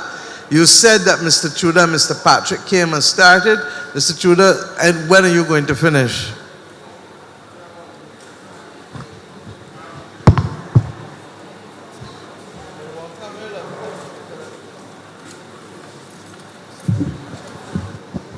Ma'am, I have one question for you. Is your house on the same level of the road or below the road? Because that may also be part of the issue too. But go ahead. Right. The house is below the road, as you said. The house is in front of a water course, right? And the land continues to slip in that area. So the land continues to slip in that area, right? We understand that there's water there, but we heard that the water was due to a burst pipe in the area, and that's because water does not settle by gabions. The gabions, by their nature, are meant to be porous, and water is supposed to run through them, right? In terms of the driveway, I guess we could go back and do some work, but cracks continue to develop in that whole area, right? So I'm not sure if it is adequate to basically do anything really structurally significant there, because, as I said, the whole area is moving, right? And I suspect that at some point there are going to be more cracks in the house because where the house was built, like I say, is right next to the water course. Let us not guess, ma'am. It is clear to me, because they're now showing me a photograph of your house. It is clear to me that where you're at least, 2-3 feet below the road level? So that's the first problem. Second problem, we need to probably get an engineer and geotechnical report done to see what can happen and whether it makes sense given what Mr. Tudor is saying. But what cannot happen is for the issues to remain unresolved and for the issues not to have, for the officers not to have a conversation with you on an ongoing basis. Can I ask you, DPM, please, to go in and to do a full report for me and Cabinet as to what the options truly are? Because you know me, we're not going to tell you to stand there and then you end up in more trouble. In the same way that I didn't tell the residents of White Hill that yesterday. So let us do a proper site visit and let us get this matter resolved for you. I know Mr. Morris has been tracking and trying to get, also working with MTW to get the issues resolved. Chief, you wanted to say something? Yes, Prime Minister. As it relates to this matter, I am familiar with the situation that Ms. Bryan is having. And yes, we did go to the area. As you are aware, there are a number of areas in the Scotland district that are slipping. Soils conservation is stretched in terms of the areas that we're trying to shore, Cambridge, different areas that we constantly have to go in and stabilize. So while we do have the budget, of course, you know, with the time lag, with regard to shortages, sometimes the gabions, the other equipment that we need don't come in, and also in terms of resources. What we've tried to do for the residents in the Scotland district is if they have an urgent need and we don't have the resources available, we say to them, well, if you can purchase the things, we can guide you and help you in how you can go about it. In the case of, like, take Naniki, for example, where we didn't have the resources. That will always get into trouble unless people communicate it properly. Yes. Because it is open to multiple interpretations. And I would like to suggest that rather than that, that we make a case. Look, when COVID started, the AG would tell you, MTW would tell you that I insisted that a Gabion construction team be put in place and that people who were not otherwise working could be brought on to do work to build the necessary gabions, because we know about the slippage in the Scotland district. What clearly has to happen is that there has to be a prioritization of the issues, and that we go to, one of the things that hurts me, where's town planner? Is town planner here? When I came to office, I was told that the last government was supposed to have completed a study for the whole Scotland district, starting from Horse Hill. We searched from larboard to starboard, and we haven't found the study yet. Only now to be told by people and officers that they don't think the study was ever done. Your PS would have known about it and indicated that you don't think the study is ever done. And this is why I tell you all that I feel as though this government's name should be Electrolux, because all we're doing is cleaning up, cleaning up. Now, ma'am, I've asked the Deputy Prime Minister to come. You have made the point, it is not you alone. She and the Parliamentary Secretary will look and send a report. But there is a limit also to what we can do in terms of resources. Because study yourself. These are properties that families have invested in for decades. They own them. When we have to relocate them, more often than not, the families don't have the funds to do it. And then it comes on government doing that, while at the same time, government also has to be responsible for those below the poverty line, whose houses get damaged. And because the country has been billing badly for decades, 50, 60 years, these flat roofs, overhang, no guttering. All of these are the things that have to change. If not, the country is not going to make it. And I'm therefore asking Barbadians to work with us and to make sure, and that's why I've asked Minister Duguid, Senior Minister, to get the videos out there and to start to show people what they can do as good construction and poor construction. Us getting the, we call it the hurricane straps out there for those, because you can't put the strap on a house that's rotten, but the ones that we can put them on. And that is why we are working, AG recall, to deal with a portion of the catastrophe fund to avert catastrophe. But because the scale of the problems are so wide, because we have not done anything as a country to sit down and talk with people. That's why I believe in these meetings, because in these meetings I hear from residents and citizens directly, and we then know what are the issues we have to prioritize. You can't be dealing with wants before we're dealing with needs. Full stop. So, ma'am, I apologize on behalf of everyone for the length of time when he started and stopping, but I am asking the Deputy Prime Minister to come up there and let us make a thing. What's the area in Britain's Hill called again? Reese Road? Huh? Out by Flagstaff in Britain's Hill. Reese what? Reeseland, Britain's Hill. Same thing again. Houses building upon a garbage dump out there. Road cracking, and the houses right below the road level, 2-3 feet. Philip yesterday asked you when we were touring, when you build below the road level so deep, doesn't the water come off and flood into the houses? And that's what we're trying to correct, ma'am.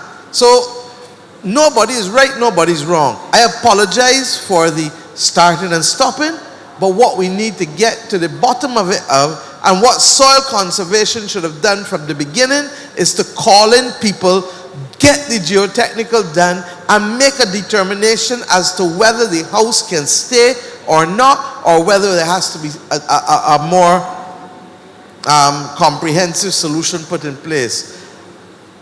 Can you therefore work with the DPM for us to look and see what can be done, ma'am? No problem. You said no? No problem. No problem? No problem. So, Santia, at the end, if the two of you all just link, and Ramel, and I apologize again, ma'am, but we will get to the bottom of these problems, because it's more than you, it's across the board. Thank you. And thank you for raising that. Thank you for having the courage to raise it too, because a lot of people will endure and don't talk. I God.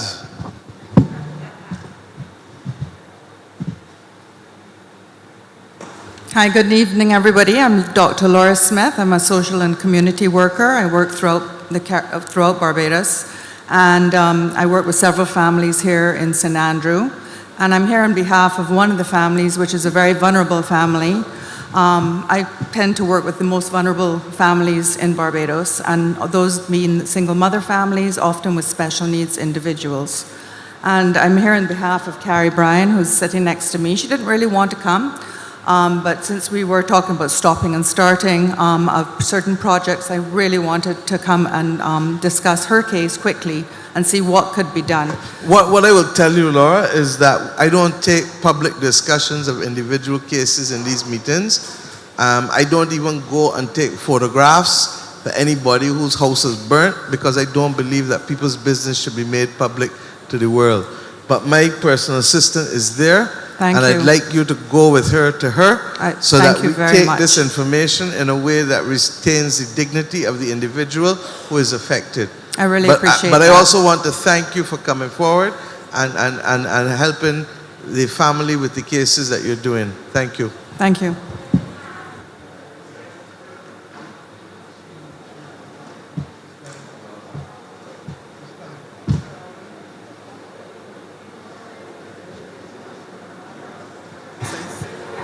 Wait, Laura, I good. Good night, Madam Prime Minister, members of the head table, and fellow citizens of St. Andrew. Basically, I won't stay long, because I just going to make some basic point.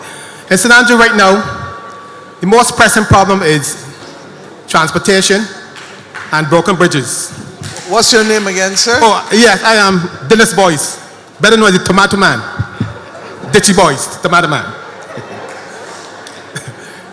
Right. But I am... For some reason, can we come now? For some reason, the system is not functioning. I don't know if you all have too much tin on it. I don't know what it is, but his voice is coming through in a way that I'm not even understanding what his first name is. So it's not about volume. It's about getting more warmth in the speaker, in the voice, so that I can understand what he's saying. Even my voice coming across very harsh too. Yeah, right. As I said earlier, the basic problem in St. Andrew right now is transportation. We know that both bridges. You can hear me good, man? You can hear me reasonably clear? That's much better. And what is the first name again? Dennis Boyce. Dennis Boyce. David Boyce, thank you. Or the Tomato Man. They prefer to be called Tomato Man. Anyway, but in St. Andrew, the problem is bridges. And there's a broken bridge in Baxter's which is the ultimate, it's a major transportation hub. But I understand then from residents of Baxter's that formerly there was a road where as you could bypass that road, bypass that bridge, and come up to the back of the Nature Fund Ranch. As a matter of fact, there's a guy here right now said to me who was born in that area. He will be able to describe, he'll be able to tell you exactly. But you understand there's a cat road there, and all it needs now is just connection. And this is only 100 yards to bring you back to the Nature Fund Ranch, the back of Nature Fund Ranch. I don't know if MTW or the Soil Conservation or Mr. Spring is all fair with that, I don't know. So I would like to know why, saying that we in St. Andrew are so desperate. You have a bus to come all down Baxter Bridge, go back up, then you have to go right round again. Why, if it's feasible for that road, a temporary road could be cut to the back of the same area and mark it off and use it as a temporary road until the bridge is fixed. I would like to pose that question to MTW or Soil Conservation or somebody who in authority. I'm told that the engineer who knows about that road is here. Mr. Marshall?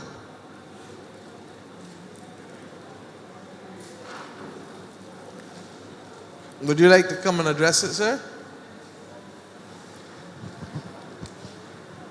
We can come back to you, Mr. Boyce, but we'll let him address so that you're aware. Yes, ma'am. And then MTW can speak to their program with the bridges. I know that we passed Borden's Bridge yesterday, and that started, and they know that there are a comprehensive program for bridges in St. Andrew and St. Joseph. But go ahead. Hello, good night, everyone. Glenn Marshall from Ministry of Agriculture. I am Glenn Marshall from Ministry of Agriculture. Yeah, we are aware of the bypass, as you described it. We actually walked the area with the MTW and their team. There were some issues in terms of they will have to be cut in certain areas, fill in certain areas to get over a water course. And as far as I'm aware, that decision still has to be determined in terms of a cost and timing and that kind of thing by MTW. The ultimate right now is not at Soil Conservation Unit or Ministry of Agriculture. There is a budget that's to be determined to move ahead from there. Maybe MTW could speak towards the actual status. But Mr. Marshall, okay, fortunately for you, you don't live in St. Andrew, but you don't know the agony. Honestly, I don't think you ever would experience the agony of coming all down by Baxter's and then going back up, come around the bus. You said that's a technical issues, but the point of connections is only about 100 yards. Understand? The Soil Conservation has a lot of new machineries. Lot that perhaps does nothing when it does come. I don't know. I'm not saying that. What I'm saying to you, I believe that no issue regarding my people in Belpain, St. Andrew, and should be without no paramount importance. Because, as I said, you have the equipment, you have the personnel, and right now they're digging up the Shoei village, and the filling and such like could also be put to rough up a temporary road until the permanent bridge is done. Mr. And I understand for people in Baxter's. Yes, ma'am? No, I'm saying we hear you, but with all due respect, he can't answer you, so direct your concerns to me and the Ministry of Public Works here. Yes, Madam Prime Minister. Minister. So I'm fairing the officer now. In the same way I will hold them accountable, I will also defend them strenuously. Yes. So believe you me, let's cool down and let's have the conversation. MTW, are you in a position to speak to what happened at that road? And the thing, Rommel, speak. You just spoke with, you all know. He's referring to the Thompson Bridge.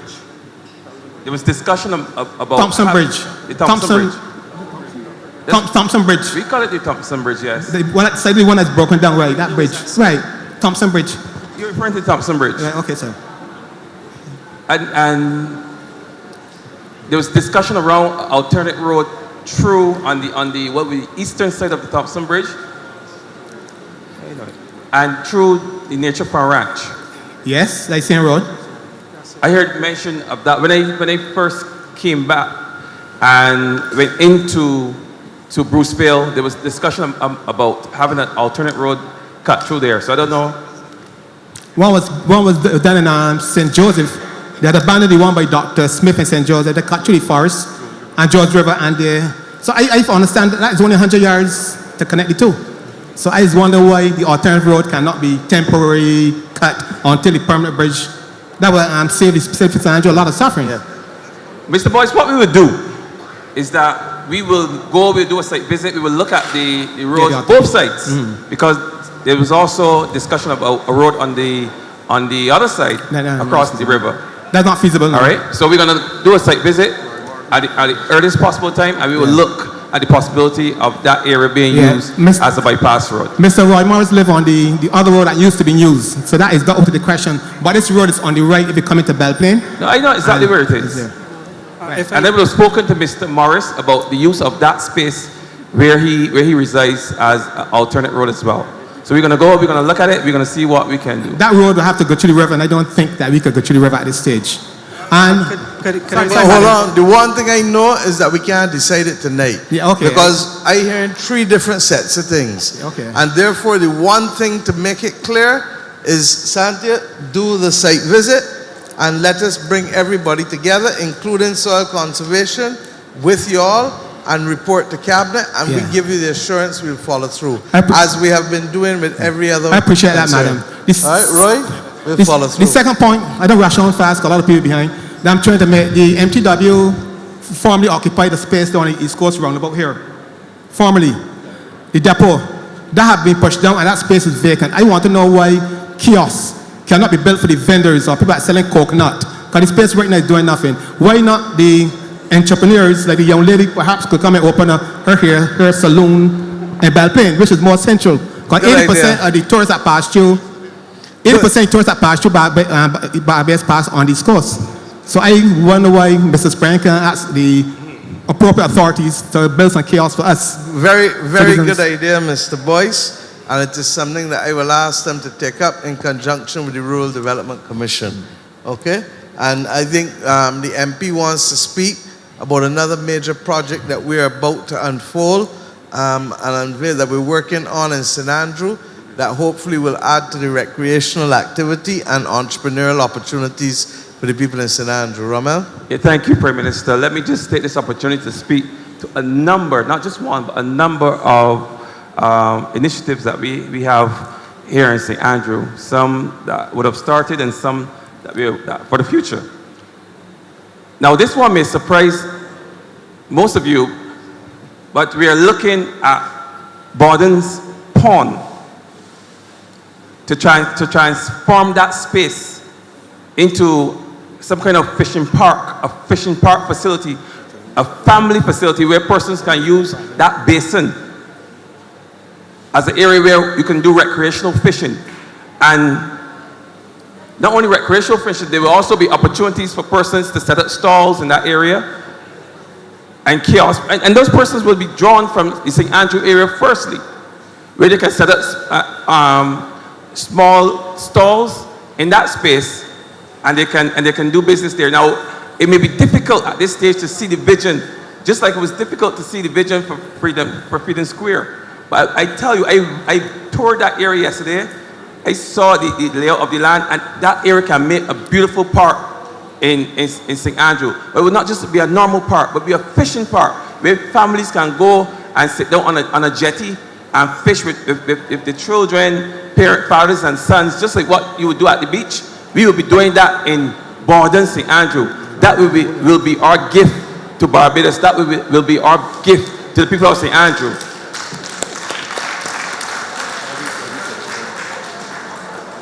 I said it at the beginning, I will say it again. St. Andrew is ripe with offering alternate recreational facilities and activities, not only to us in St. Andrew, but to Barbados as a whole. Now let me just mention quickly our crab night.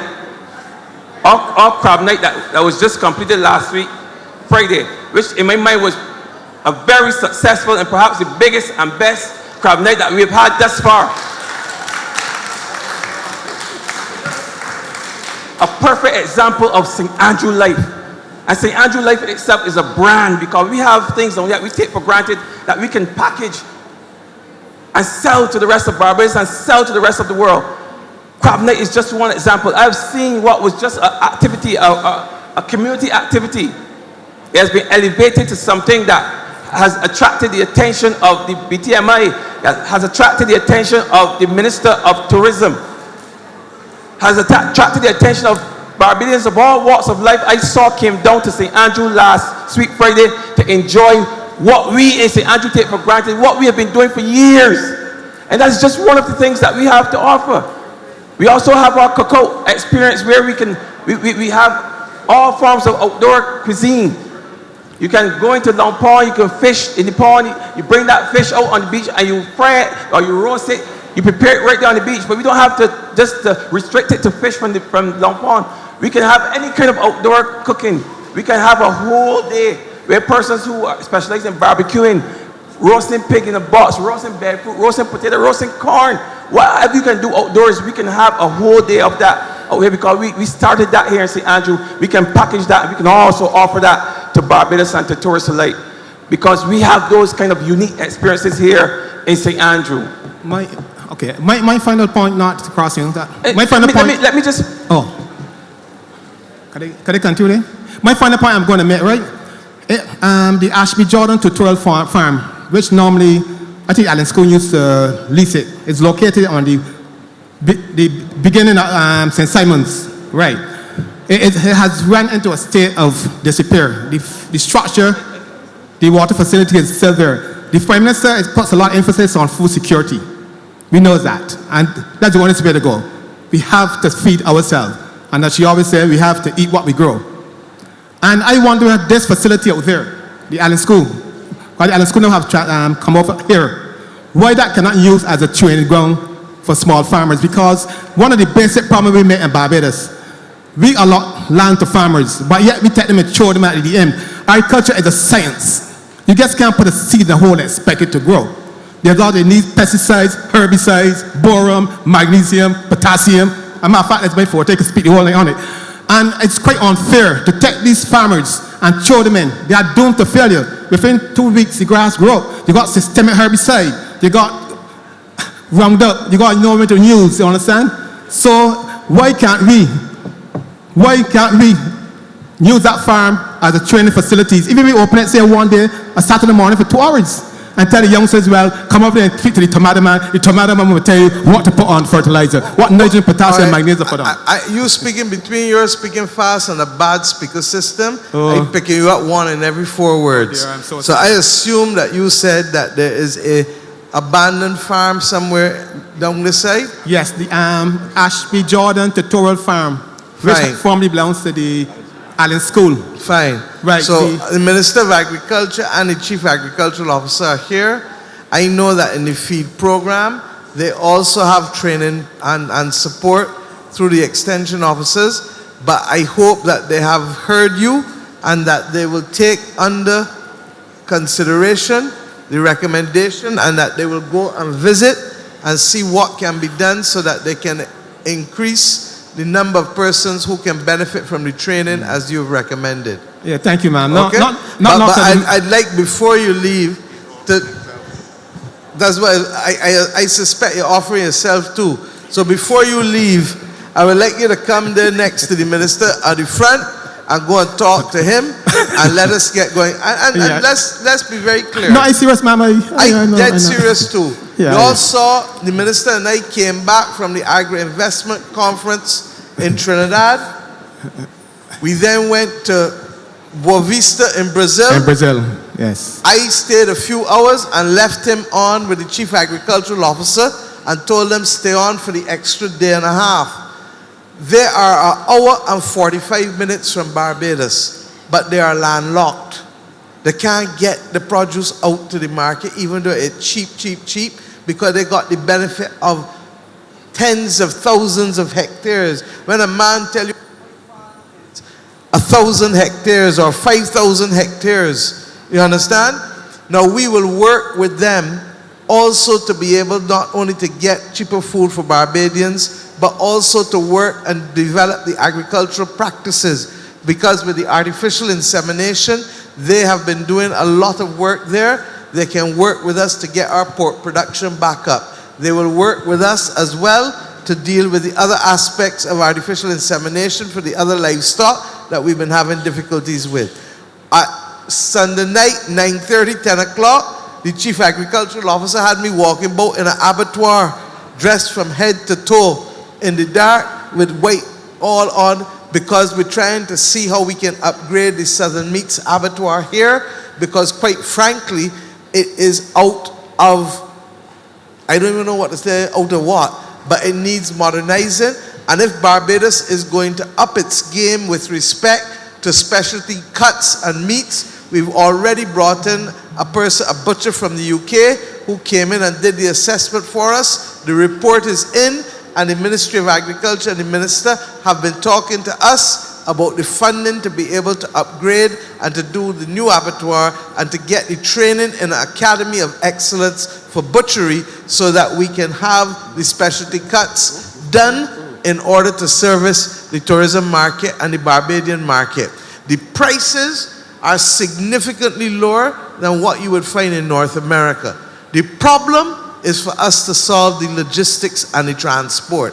And if we can do that, I had a meeting today following up with the Minister of International Transport, who is also here, and she knows and is following up with the airlines to see how, because once you're dealing with perishable items, you can't bring them over land 9-10 hours in Guyana to the Berbice River. That would work for the stuff that is non-perishable. But for the perishable items, we need to find a transport route out. I'm saying all of this to make the point that the world in which we live is changed significantly. And I keep making the point that the new oil is water and food. And we have to get back to a point where we take control of ourselves. The minister, I'm going to ask him to speak to Project Care. That's not like the feed program. The feed program is for farmers who want to go on and to even be able to expand and to do that as a significant way of living. But because of how hard things are, the Ministry of People Empowerment, working with the Ministry of Agriculture, decided that we have to be able to do some things to help Bajans who really catching it to be able to keep their heads above water. Now, there are some of the people who would come into the training program that you're talking about, because nowadays, many of us grew up, people got to take out stock. I remember growing up, both of my grandparents had rabbits, they had chickens, they had all other kinds of things, every fruit tree you could possibly think of, all kinds of things. Nowadays, I go around the country, and a lot of children don't know anything about raising livestock. A lot of children don't know nothing about rabbits. A lot of children don't know nothing about ducks. A lot of children don't know nothing about other than the fact that you pick up chicken in a supermarket and you eat it. How many young children have ever seen a chicken get killed in this country? You understand? And I remember all of those things vividly as a child.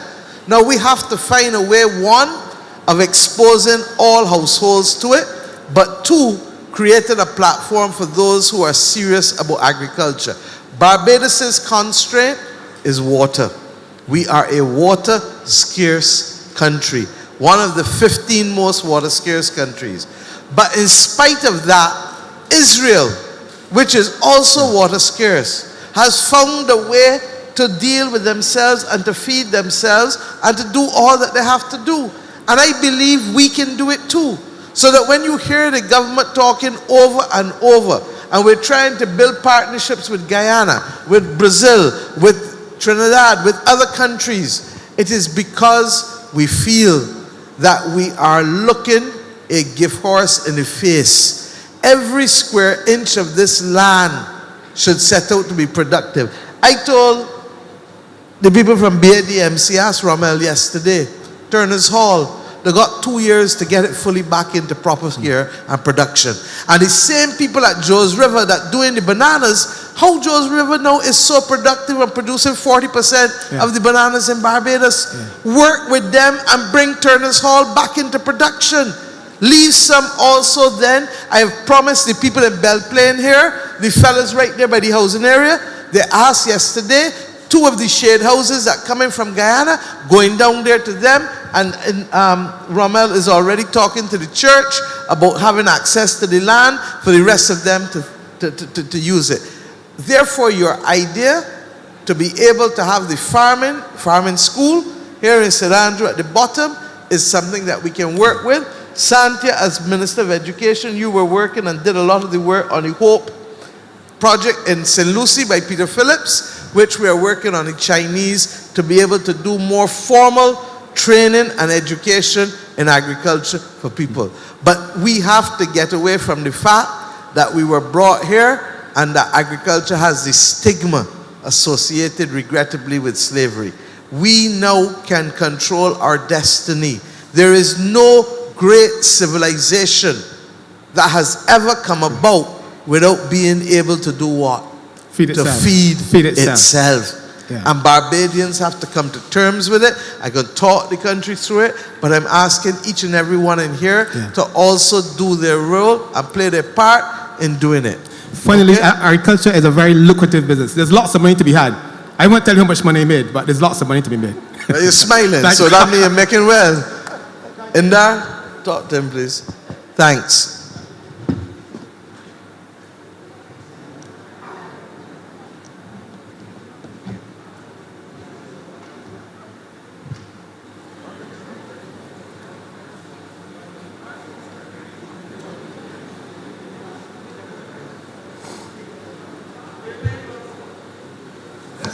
Yes, sir. Good night to everybody. A few concerns that I would like to raise. I heard the Deputy Prime Minister say that she ain't hear anybody speak on the... What's your name, sir?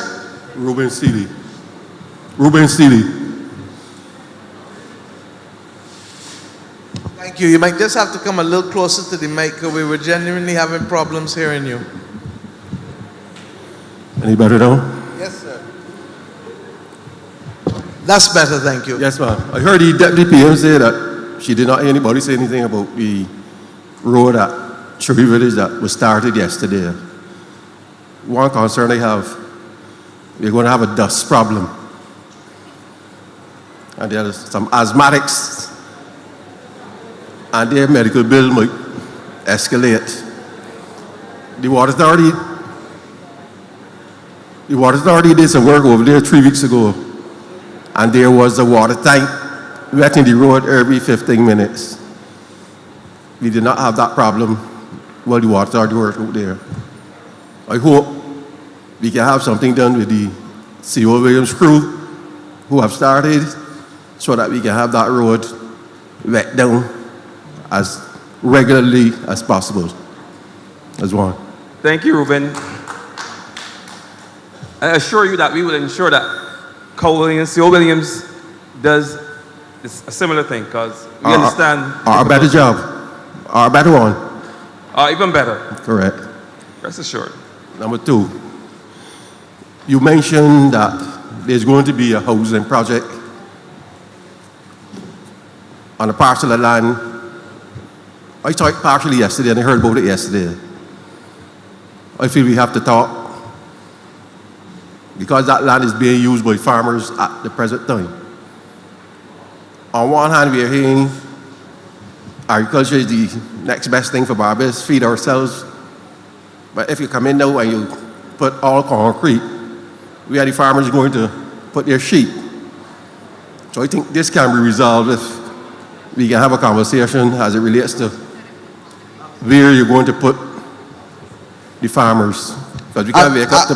Absolutely, Mr. Seeley. And in fact, Mr. Lord, who isn't here now, but when he spoke yesterday, we talked about doing also housing that would allow for small scale farming at the back of it, because we're conscious that if the density is too high. Remember, you want to talk? Because you can say it better than me. Thanks. We're going to let you come back to the mic, Mr. Seeley, but your broader thing for pasture is what I'm also hearing, and we will also help you find something for that too with the sheep.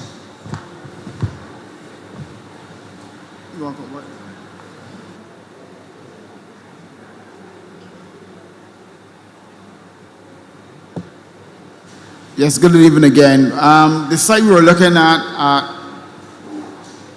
Shori, and in fact, a lot of the other sites that we're looking at in the rural areas of Barbados, we are looking at national housing, and somebody doing a slightly different form of subdivision, where we lease some of the land to do something called homesteading, which people can integrate small-scale agriculture or truck farming, horticulture around their houses. We've been rethinking the process, and it doesn't make sense to go into a wider agriculture area, take out 50, 60 lots for residential, and then push the agriculture to a side. So in terms of balancing what it means to agriculture, what food sustainability, in terms of what some of the other persons, what we're looking to coalesce that one of the perfect areas we're looking at now is the same Shori Ghat site that we put a band in paper already for an agricultural band, a residential band, and the lots large enough to do small-scale agriculture. So we're looking at that kinds of things. It's going to occasion a change of how we write covenants and things like that, and people also have to adjust how the way they live and what they accept around them. Because some person, when you build your big expensive house, you don't necessarily want your neighbor to have rabbits next to you. You want a dog, a cat, and a parakeet. So we have to look at some of these things that we're doing, and Shori, we did the preliminary discussions at work today, and we're hoping to get something more threshed out. But we should be able in places like St. Andrew to merge some small-scale agriculture, some medium-scale agriculture back into the lanes. It also helps with the issue of the drainage and the water retention. So we have to look at it a little differently, Prime Minister. Thank you, sir. Mr. Seeley, you understand? So we will also look, and I'll ask the Chief Agricultural Officer is here, and clearly we'll also need to look and see more about pasture land for those with you with livestock too. Another concern. There are some farmers in the Overhill. This is to the back of Greenland. Farmers where? In the Overhill. We call it the Overhill. This is to the back of Greenland. They need access to water. And they have been told that they would have to run their own main from opposite the Greenland Agriculture Station right up through to where they are. Okay, let me investigate that. I don't know who told them that, but let us do the site visit and investigate for you. Right now, we have drilling taking place, about to take place in Mount Poyer and also at Beaubrun in St. Lucie in order to be able to amplify the water that is being used up there.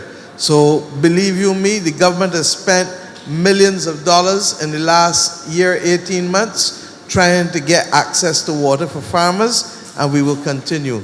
So I'm glad that you've raised it. I wasn't aware of it, but I'll ask Water Authority to ask the same people to look and see what opportunities there are for accessing the water there, okay?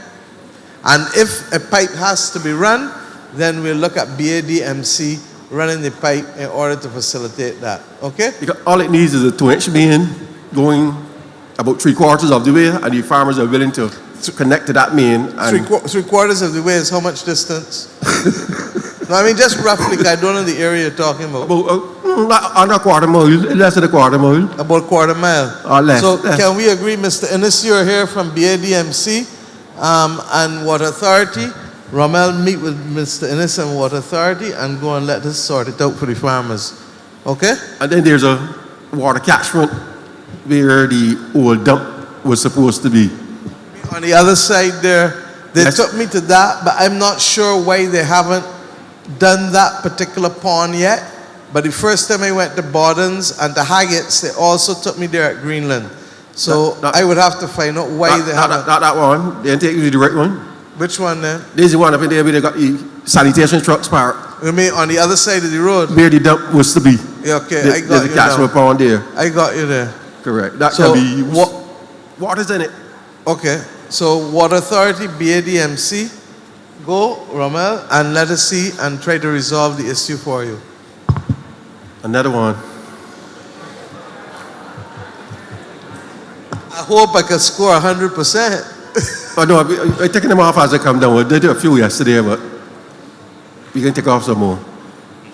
the fruit trees over at Bruceville, next to the Fun Ranch.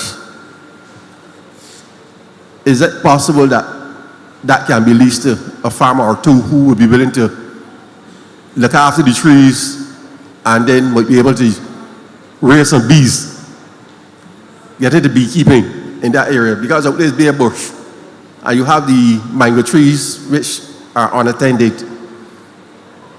So I don't know how feasible or who we have to speak to get some. Let us look at it, because right now I am looking to ensure that we can get every square inch of land that is idle back into production. And as we just said, if that means also creating opportunities for Bajan families and Bajans, we're going to do it. The Minister of Agriculture will tell you that I've said to him, look at the lands under BAMC and BADMC and let us get as much of them out to people who are interested in agricultural production. And that's what we're trying to do. So I've made a note of it, and we'll get back to you through Rommel, or I may come back down myself and talk to you. Okay? Next one. But thank you. And as it relates to the beekeeping, I want to talk to the country about that too, because we believe that Barbados can move from artisanal honey to commercial. And I am only saying so because there's a bee. You understand? But all jokes aside, honey does not spoil. And there is too much fake honey being sold globally. Barbados is therefore leading a project, Minister Indar Ware and myself, leading a project to be able to increase the production of honey in the region so that the Caribbean can become a global center of excellence for the production of honey. We also believe that a lot of young men and women who otherwise don't want to work for people would be prepared to do this, and the key is getting an offtake, a contract agreement for people to purchase the honey from the people once the honey is produced. So we are at the early stages. A study was done by the FAO, the Food and Agricultural Organization, that looked at how we can do it. The truth is we got the results of the study during COVID, and we're now in the process of being able to execute that so that we can significantly increase the amount of honey production in this country. So your comments are timely. The only reason I'm not telling you yes or no is that if I say yes, I mean it, and if I say no, I mean it. And therefore I want to go and see what we're talking about at Bruceville before the cabinet can sit back and reflect on how we can help you, help the country better, and help your families at the same time. That's fair? Yes, sir. Thank you. Next one. You got 4 or 5 more people. Only two more. Bro. I'm sure you can get 2 more because it's 9:10. All right, this one. Okay. This is in our excitement to get the agriculture going. I see a problem creeping up. The water service or the quality of the water might be compromised. BWA would have to be very strict on the persons who are accessing the water for farming. There are persons who are fertigating their properties. They do not have the necessary water tank or the non-return valve. So whatever residue is left when they're fertigating, that can get into the water system. So we have to pay very close and strict attention to how we let the farmers access to the water that we are getting. I think, Mr. Halliday, you're listening, paying close attention, and Santia, so they've heard you. And the final one.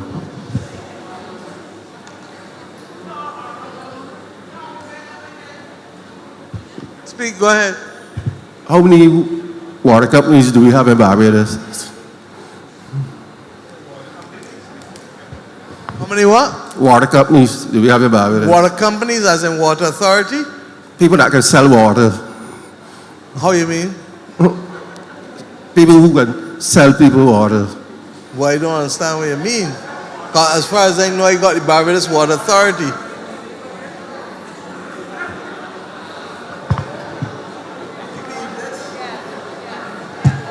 Agricultural water or for household?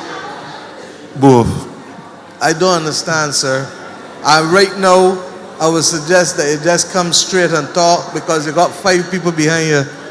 All right, we have a situation where there's a chap who is selling water to squatters.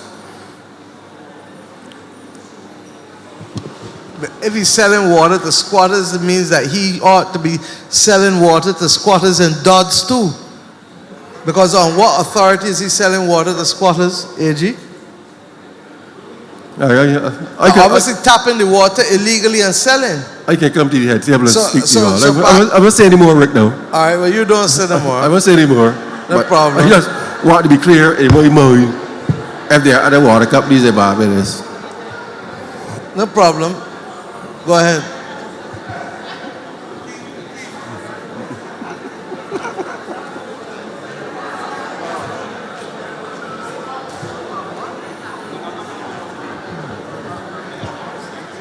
Hello. Double R, you have the Prime Minister at a disadvantage. Can we have silence so that we can hear Mr. Halliday, please? I was saying, Double R, you have the Prime Minister at a disadvantage. You need to declare who you are, first of all. I think if you do that, at least you'll be on an even field.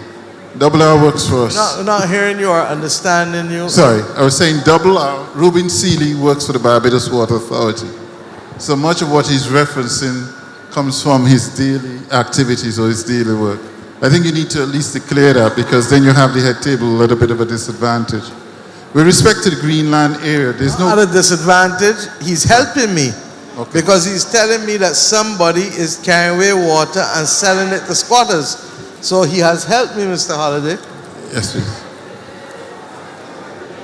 So, what I would want to ask, is this something that has been reported internally as yet?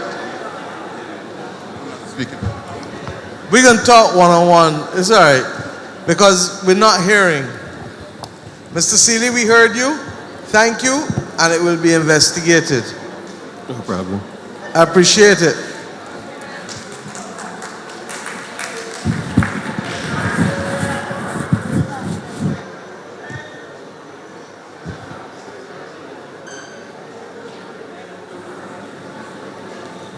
Yes, ma'am. Good night. My name is Shanice Prescott Henry. My concern is about... What's the name again? Shanice Prescott Henry. My concern is about the project for the ELSA, for the houses. I lived in Bright Farm, St. Andrew. When ELSA came, behind us slipped. Me, my boyfriend, and my son. We got moved from there to St. Philip, the Labour College, for 6 months. Got moved from there to KFL for a couple weeks. Moved from there now to Warrels Road, Belle Plaine, St. Andrew. And they were on my foundation since November last year. And they started foundation on them. You haven't gotten any further? No further. No problem. We will do a site visit and find out what's happening. Is it RDC or NHC that dealing with it? I called National Housing. I was told I have a car rural. I just gonna run around. No problem. You ain't gonna get no run around no more. I will deal with it. Just, where's my PA? Just have a word and give her your contact number and let me deal with it. But let me also be clear to everyone. The process of doing the houses has been far more difficult because of all kinds of things to do from the supply chain right back through. And regrettably, we are back into the season again. We've finished a number of the houses, but there are still some that have not been finished, and we're trying hard to work to see how many we can get done as quickly as possible. Yes, okay? please. So my only concern is I don't want to move again. I ain't expecting another baby. So and you want to move back down that side, but I moved from Grice Hill on my family's land, which is all St. Andrew, so say the lower White Hill.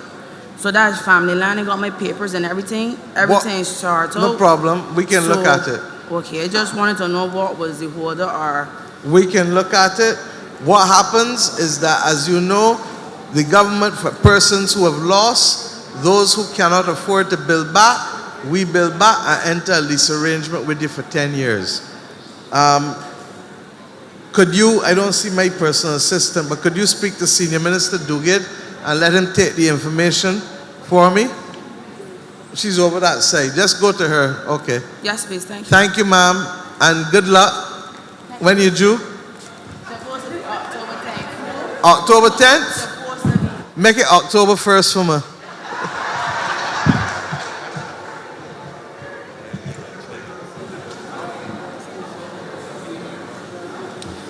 Good night. My name is Eglin Murphy. I'm a resident of Shorey Village in St. Andrew. I have two issues. The first one, for years now, we have been without lighting from the corner of Dublin Village to Greenland. Due to the fact they were saying that the copper was stolen. Now, if you are taking the Bathsheba bus to Speightstown, after it gets dark, it is so dark to have to go and stand at the bus stop by Greenland with no lighting, bush around, but yet still, they can't get copper to replace the lighting for us. And this is more now than 14 years, you may as well say. My second issue is this. I am the proud parent of a special needs young adult. My daughter is enrolled in a day program in Black Rock. For 10 consecutive days last term, those children were out of school because Transport Board canceled the bus service. My understanding is this, that when they need a bus to go somewhere and they're short, they would pull that call a ride bus for the special needs children. These children cannot take public transportation on their own. You will look at some of them, like my daughter, and you will never know that she's special needs until you try to interact with her. She looks like she is 11 years old, but in reality, she's 20 years old. It is not fair to us parents who are trying to equip these children with daily living skills in the event that something should happen to us parents, to deprive these children from learning a skill or getting a better education. They are entitled to it. They will take the bus and they will send it to the schools where the children don't even want to get on the school bus. In the meantime, our special needs young adults are suffering. I hear you. And I am begging and imploring for this coming September. You don't need to beg, ma'am. You don't need to beg. The Deputy Prime Minister is here, and I think she will make and take the appropriate action at the Transport Board to let them know that the one group of people who we cannot disadvantage are those who can least help themselves. Please, and the truth is that in the last 2 weeks we've been talking in education, and I know that Minister Humphrey as well. We're looking to see how we can do. We've set up the commission chaired by Eddie Hinkson, and we really are trying to see how best we can not only help the children, but my dream is to also have a respite facility that will allow parents like yourself to be able to appropriately have the children taken care of for a week or two so that you can get a mental break as well. Yes. Because we're conscious and we may have to work with the private sector and philanthropy on it, because we're conscious that it doesn't only put a strain on the national resources, but that family member who has to take care of that child or that person has a tremendous amount of strain. And as I tell you, I know it. I grew up with an aunt who is deaf-mute, who helped take care of us. And none of us could leave the house and leave her alone in the house. So it meant that as teenagers, you had to exercise the discipline, that somebody had to stay at home, and it just couldn't be freedom as you would like. So I hear you fully. Right. Santi, I don't know if you want to add to it, you would just follow up. Huh? But you have the sensitivity from working in education too. Yeah, PM. Thanks for raising that, because I think We're looking, even when I was the Minister of Education, at a more specialized type bus as well to facilitate those children as well. I think one of the challenges, as you know, depending on where on the spectrum some of the children are, things like noise also affects a number of our kids. And so I think one of the issues now is being able to have enough buses to be able to do that and to have dedicated buses to be able to facilitate it. We've had some discussions about also opening up to the private sector to be able to encourage people to actually get into that as a business as well, so that government alone doesn't have to do all of the facilitation of that type of transportation as well. So I just want to assure you, we've been in those discussions with the CEO of the Transport Board, and I know that they're working with some of the persons within the TAP program as well to try to facilitate getting a different set of buses within the mainstream system for transportation. I would appreciate that because, ma'am, I have to travel 4 trips. I take my daughter, come back home, then I have to go back and pick her up, come back home, all because I do not have transportation to get her back home. So I can't work. I can't work. Understood. And you have my word that we can follow through on it. As I said, this is an area where I think a society is defined by how it takes care of its people who are most vulnerable. And I feel strongly about that. Thank you. Okay? Thank you, ma'am. Ms. Murphy, right? Yes. Thank you. Who's next? We're going to ask people to be a little quicker because I see 1, 2, 3. How many people in the line? 4, 5, 6. No, we're going to have to hold a thing and hold a break because I got public officials here who also have to go home. So we're going to finish in 15, 20 minutes in order for those public officials who have come in order for them to leave. Okay? I can stay, but they have to leave. All right. Good evening. My name is Jillian Downs-Aline, and I have 2 quick questions. We know that coming into St. Andrew, you have to travel over a bridge. First question is, do we have someone, any organization within the ministry to check these bridges on a regular basis? Because so many of them have issues.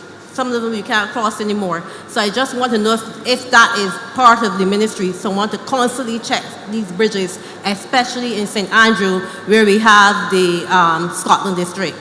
That's 1. And then 2, in terms of Borden Bridge, which has been dismantled, is it possible for us to have a shuttle that would take you from Borden to St. Simon and Belle Plaine and synchronize it with the bus coming from Turner's Hall? Is that possible for us to do? And lighting, because you have persons walking from the T-junction at the end of Rock Hall to Borden, and that's about a mile. There's no lighting, and any person parking there waiting for someone on the bus or anyone walking there needs to be some level of lighting. So those are the issues I have. Thank you. Thank you, ma'am, for the question. 2 things arising out of that. The first is that both Rommel and I discovered that I think it wasn't since the 1970s that there was a full report on the conditions of bridges in Barbados. And one of the things that we set about to do is obviously to make sure that those bridges were included in the Scotland District Road Rehabilitation Project as well. So there are about 15 or so bridges that are included. That we've identified that will be done within that program when the roads and drainage are also done. But there are also bridges that fall under MTW that will also be included in obviously ongoing works within the St. Andrew area as well. So will they have someone to constantly check going forward? I mean, right. So again, I can talk it straight because I only know how to do so. The challenge has been the maintenance and the inspection of the bridges over time. And I can't sit here and tell you otherwise, and I don't think any of the technical people can do that. But what we have recognized is that the condition has also obviously deteriorated to the point where, as you know, many of them are out of commission. And what we want to do is that the ones that are actually not in as bad a condition is to make sure that the areas surrounding those bridges are cleared and cleaned and also that we can get some subcontractors as well out there to be able to start to do the works on these bridges. Now, again, these are areas that require a certain skill set in terms of it's very technical, designs have to be done. It's not just as straightforward as just mixing, concrete and basically going and building bridges. Equally, we've been exploring doing these steel bridges as well. We have one that we've put down that is due to go down at Bordens. But we are exploring those as well, because when we came to the ministry, we discovered that a number of these bridges had initially been treated as temporary bridges. But they were there, they've been working, they've been lasting rather long. And so that may be a temporary solution to be able to assist us in being able to get some of the access points working again. On the level of preventative maintenance, Mr. Trudeau has been tasked with basically working with the depots and again the subcontractors, because that is not work from what we have assessed that can be done solely within the Ministry of Transport. It simply is going to require us to outsource and then to have the ministry being in a position to provide the oversight that is necessary to make sure that the inspections are done and that the work is actually carried out to the standard of the ministry. So I hope that answers your question. And the second question, the shuttle, in terms of the shuttle, can we coordinate that? Yeah, I think that's something that we can, I don't think the CEO is here, but I will, so we've noted it, and I will certainly let Dr. Springers follow up with, Thank you. With us on that.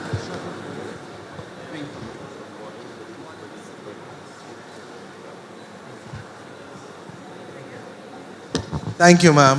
Who's next? Good evening, Sandra Downs. I have 3 quick matters, and I will be very quick.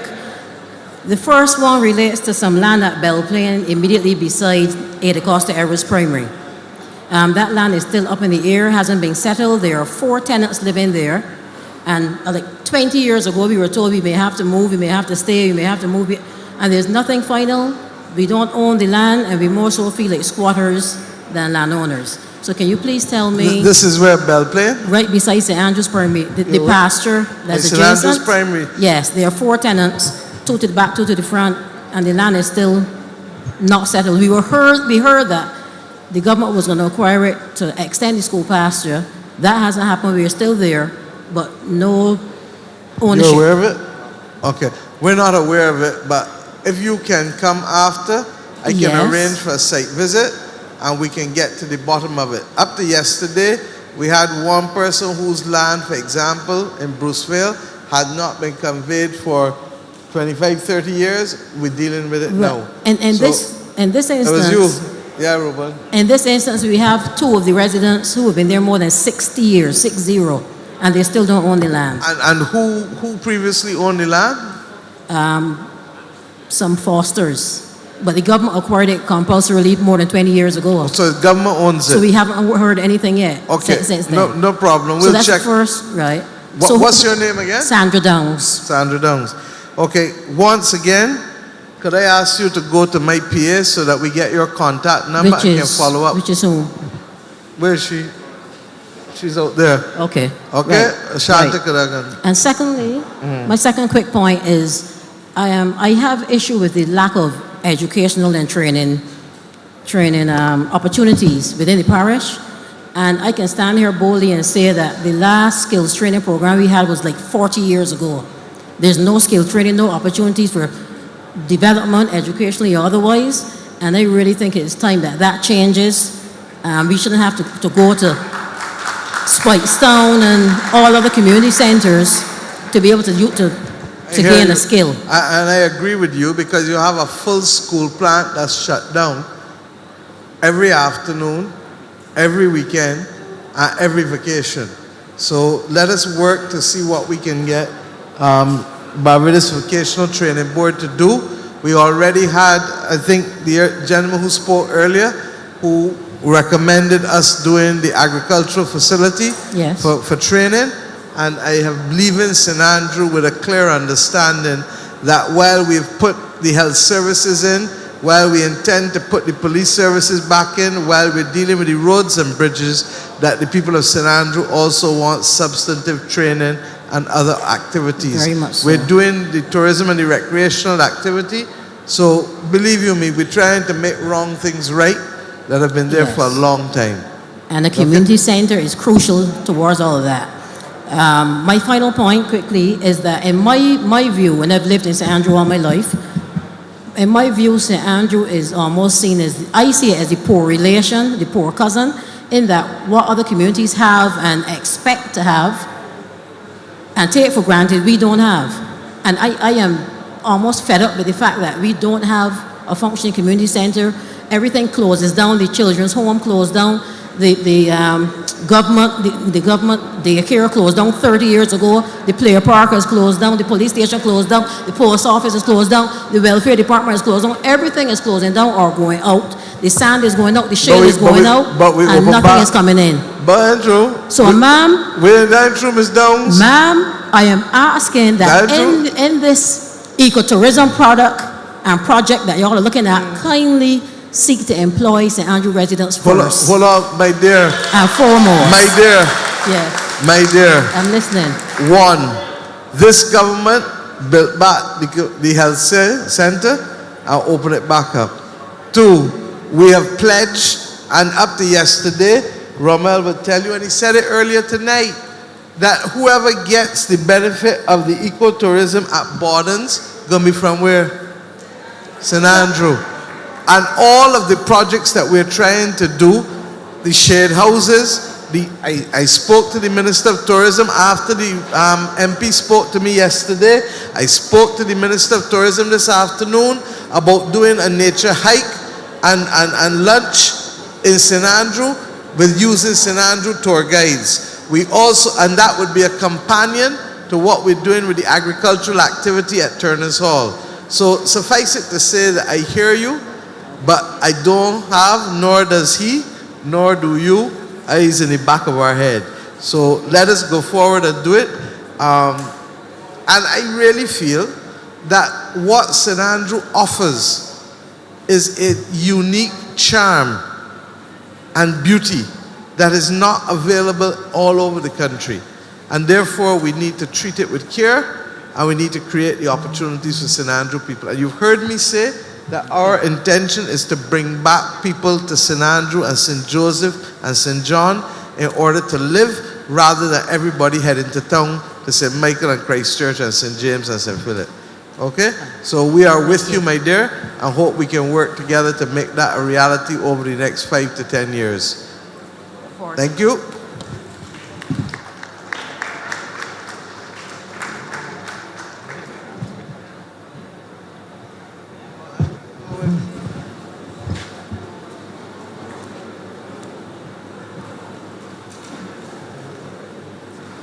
Good night, Madam Prime Minister, other members of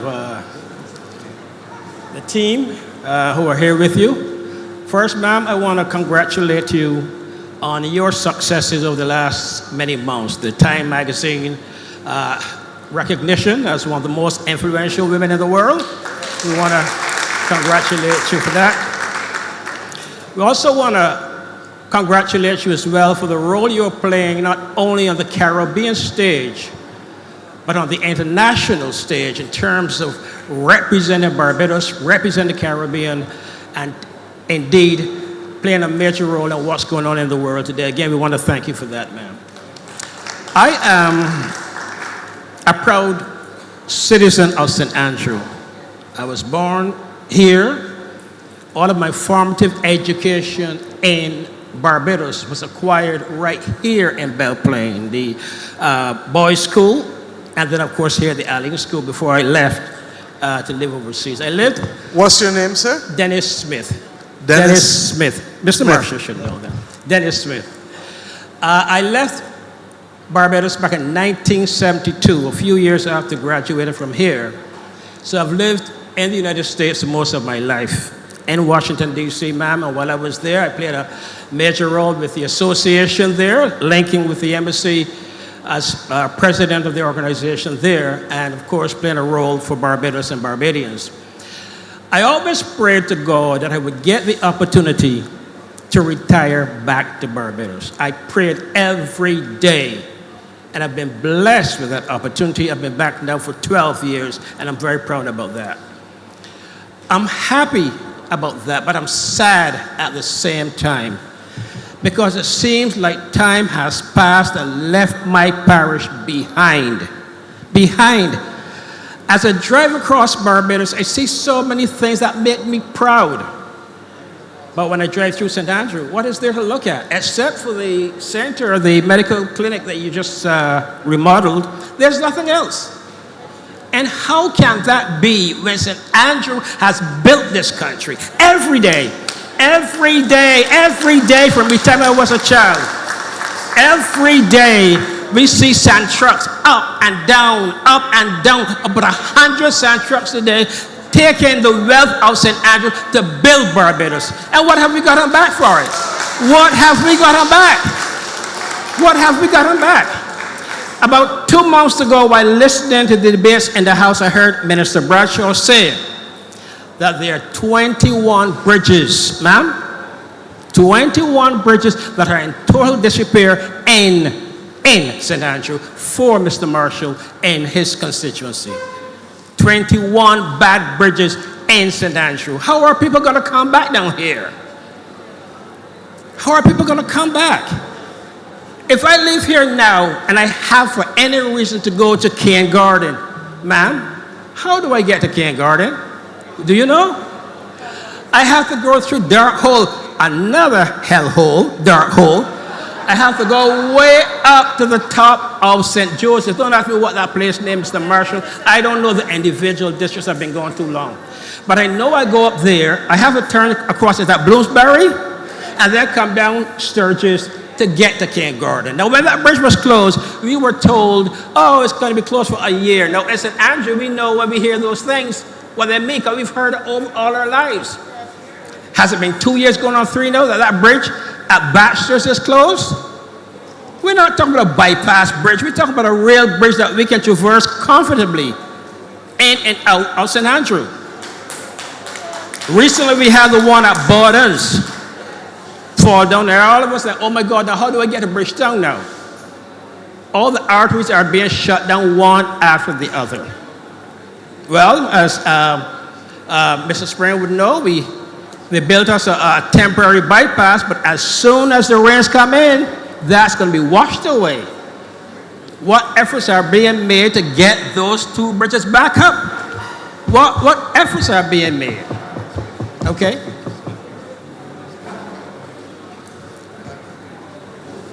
I'm going to let the MP speak, but the technical staff at Public Works are here, as well as the Deputy Prime Minister. But I hope you know that bridges ain't get so overnight. Of course. Oh, good. Just want you to know that. Of course, ma'am. We know that in St. Andrew. Mr. Springer? Yes, thank you for raising the issue of the bridges. Let me start with Borden's Bridge, because that's the bridge that would have been decommissioned under my watch. Phase 1 of the rebuilding of that bridge has started. That will be survey work, work in terms of preparing, but the actual physical work, the one that we tend to appreciate as work, where construction starts, that will start in about 2 weeks. And it's expected that that bridge should take about 3 months, weather permitting, because we are in the rainy season. We are deep in the rainy season, so weather permitting, that bridge should take about 3 months to complete. All right, so you can expect to have that bridge back in commission by year end. By year end? Within 3 months. Okay. All right. So we've somebody should started write that. down by the We've end started. of the year. The process has started, and that would also solve some of the issues with the bus service that were raised earlier. Yes, we tried to tweak the service as much as possible, but the real solution is the reopening of that bridge. And that's what we are working hard towards. The other bridge on the other side, which would be the Thompson Bridge, we're also working towards that. Now, the bypass road would just be a temporary road while we work on the actual bridge. And we have designs for that bridge, and that is expected to start as soon as possible, as soon as those designs are approved. And I think the DPN would have mentioned that earlier. And as soon as those are approved, we would start on that bridge very soon thereafter. So we're working on the bridges. I know it has been more than a year since the Thompson Bridge was closed. I believe it was closed last year, June. But we've been working to see that at least the one at Baxter's is open at the earliest possible time so we can have that access. The one at Borders, so we can have that access back into St. Andrew. But these things will take time, but we will get them fixed. In response to what you said, Dr. Springer, again I say, we in St. Andrew know what it's like to hear a bridge is broken down or a road is broken down and it's going to be ready in a week, 3 months, a year. It very rarely happens. We are asking, please, we need our bridges repaired. We've heard a lot in the last many months about a loan from China earmarked for the Scotland district. And I would hope that these bridges in St. Andrew become part of the Scotland district as far as that loan is concerned. I hope that happens. Our post office, we don't have a post office in Andrew. We don't have a post office. We don't have a police station. We don't have a proper playing field area.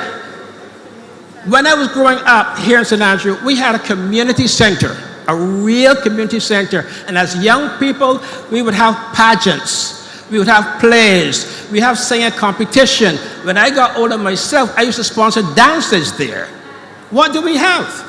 A little thing, 2 old containers were brought and dropped and painted, and that's supposed to represent us as our community center. The other day I drove through St. Joseph, Mr. Marshall. I went through Bathsheba, and on going up the hill and I saw that new center you have, my heart bled for us.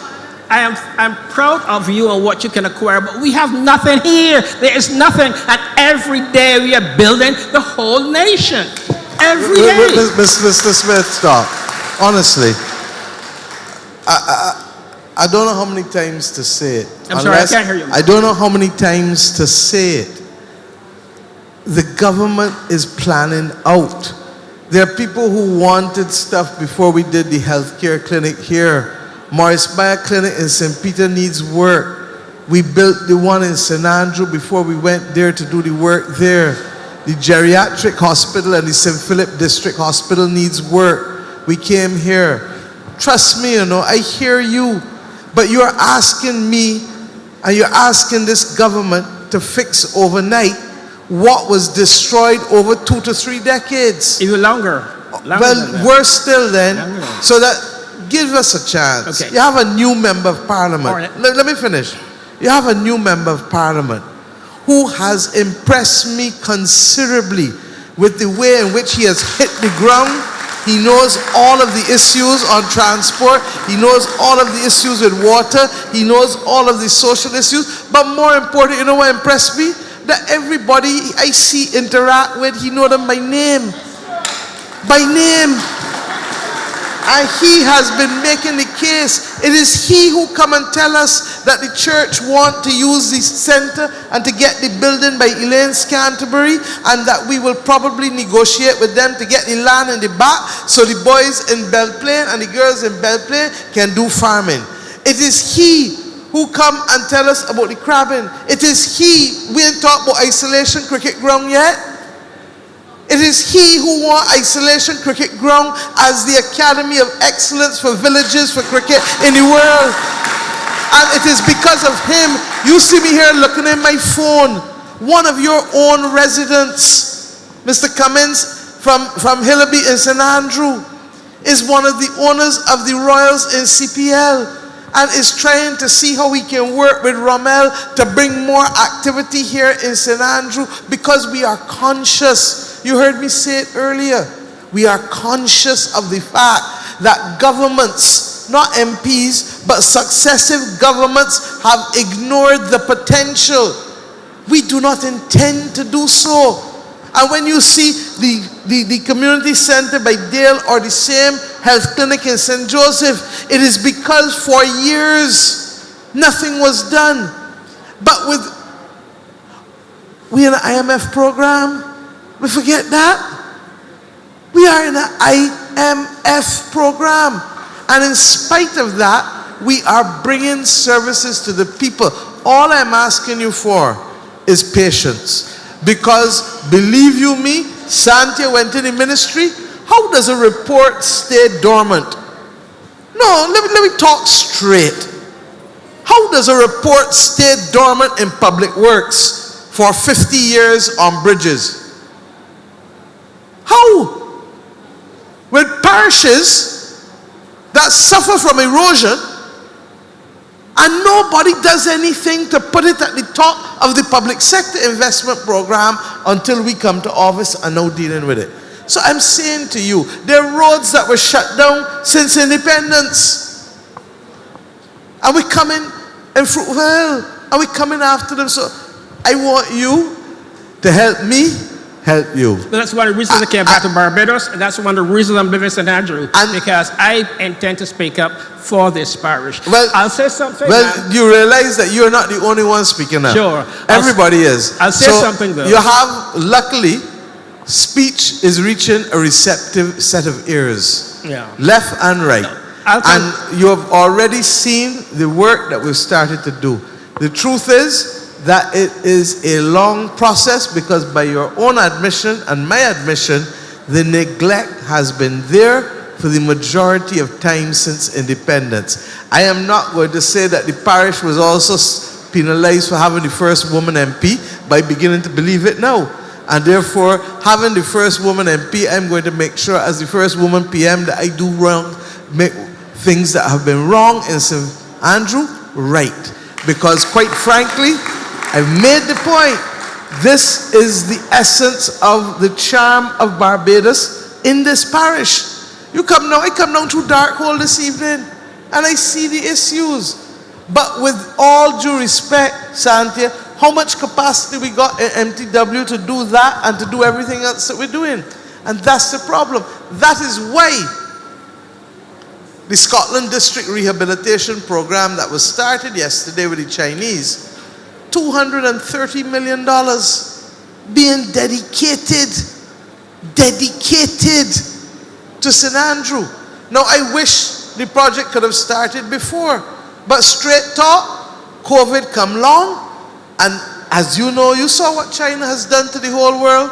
China shut down on the basis of it. So getting the project to where we are today has taken much longer because of COVID. So I give you the assurance you can get done. But I just want us to be patient and to recognize that with the best will in the world, we cannot change in 1 year what took 50 years to destroy or to ignore. I would say, ma'am, I've heard a lot about the Scotland District Reclamation Project. It would be nice as part of really developing the Scotland District if we could have a highway, a very good road that leads from up on the top of Morgan Lewis, coming right down across the East Coast Road, going across Gags Hill, and open up that part of Barbados, St. Joseph and St. John up to Codrington College, that people can traverse. We hear you, and I encourage you to have a deep conversation with Rommel and to see what else we can do in terms of opening up.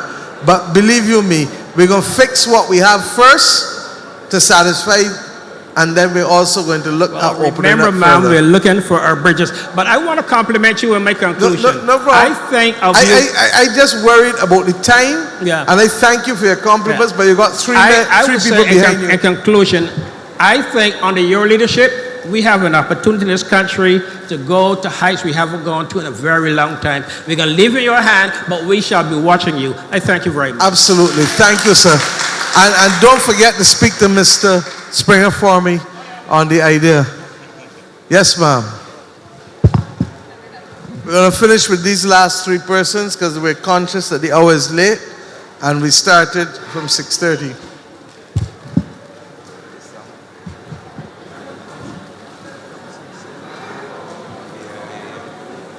Hi, good evening. My name is Grace Rudder Graham.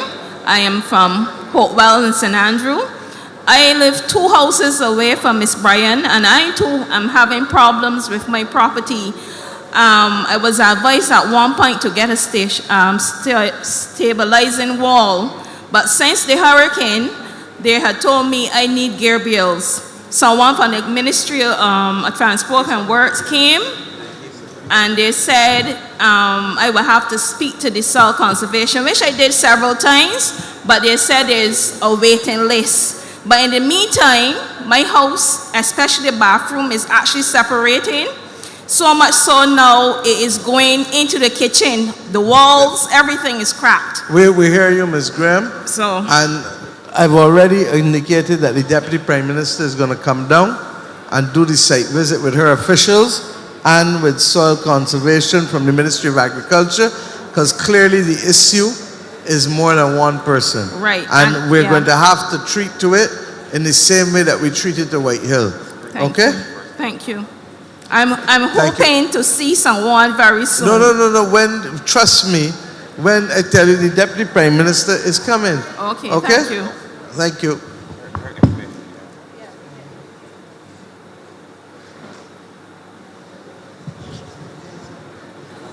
Good evening, everybody. My name is Stephanie Boyce, and I want to address an issue that MTW caused. I'm hearing Scotland District slippage and everything, but this is actually a problem that MTW caused. What's your name, sorry? Stephanie Boyce. Stephanie Boyce, and you're from where? Chalky Mount. Where? Chalky Mount. Chalky Mount, too. December coming will be 2 years that I was contacted from somebody from MTW. The road when you come down Basics, to turn around the corner when you pass the church, apparently was too narrow. And we had a couple of misses in terms of accidents, and actually accidents. So I was contacted and asked if I would be allowed to give some of the land in front of my home so that they can widen the road. And I agreed under the condition that it would have been fixed as soon as possible. December coming out is almost 2 years. I have nieces and nephews who traverse the area. And if you pass by me now, people are calling me and telling me, but in front of you look ridiculous. The land is actually slipping. It's about 3 feet now away from the house. And I am asking MTW to be proactive instead of reactive and have it done. It is really ridiculous. And I sit and I hear, have patience, it will be done, there are receptive ears. So I'm hoping that this evening, MTW is really having receptive ears and they will come and have it done. The guys, I'm actually having the same issue that Camille is having, and the guys are telling me, but Stephanie, it really looks ridiculous though. I'm saying, don't be telling me it looks ridiculous. I allowed you to take from me so that you can help others in terms of preventing accidents, preventing even death. I allowed that by giving you part of what I had, and now I'm stuck with what is there. It's ridiculous, and I need to have it fixed. And I will insist, Rommel, go and visit and let us resolve it, because if people came to you 2 years ago and did that and nothing has followed through, I apologize on behalf of the government, because it is not right and it is not fair. And I think the DPM is hearing me too. She's now come in and she's going to try to ensure that we follow up on all of these niggling issues, because it's not fair to citizens. That's why these parish meetings have been called, you know. Because if I didn't call these meetings, y'all would be grumbling, and nothing can get done, and you lose faith in the governance of the country of your birth. Can't happen. And not only that, you actually feel the house rumbling and trembling now when the big trucks pass and the buses and stuff, because the slippage is going closer and closer to the house. So I would like it fixed as a matter of urgency.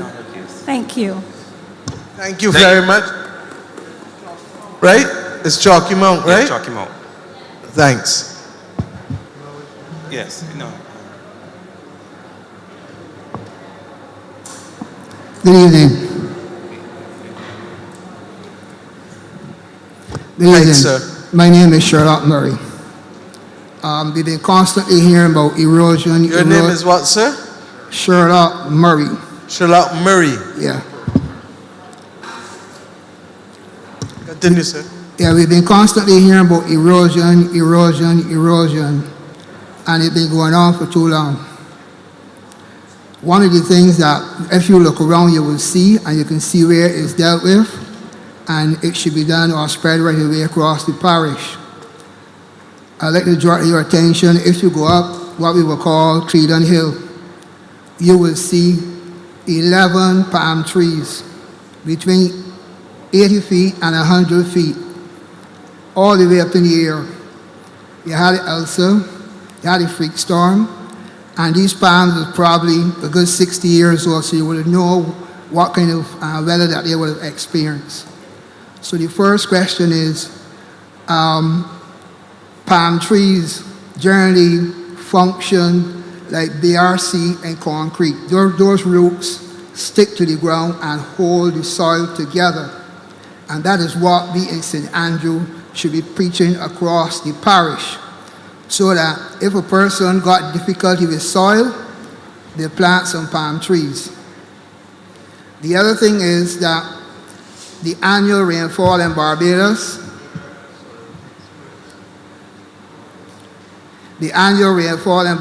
is between 45 and 55 inches per year.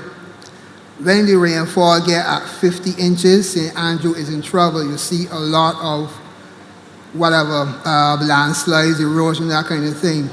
So one of the things that whoever is responsible need to find out, because the Canadians did it many years ago, which tree drink the most water.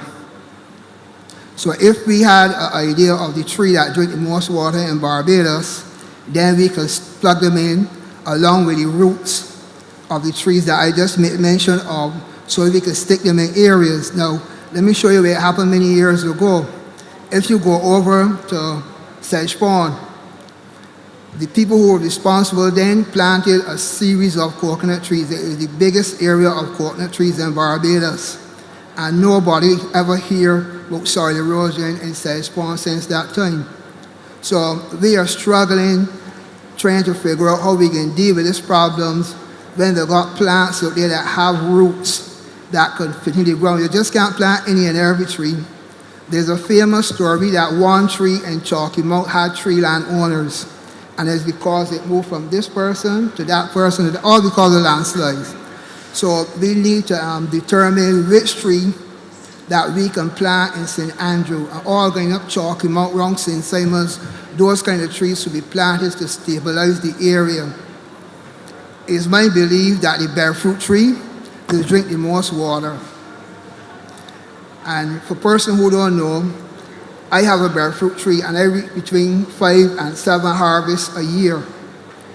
It will look like a nuisance, but it is true, because people who just got an individual tree and they pick a one bearfruit and they're dropping all over the place, it becomes like a nuisance.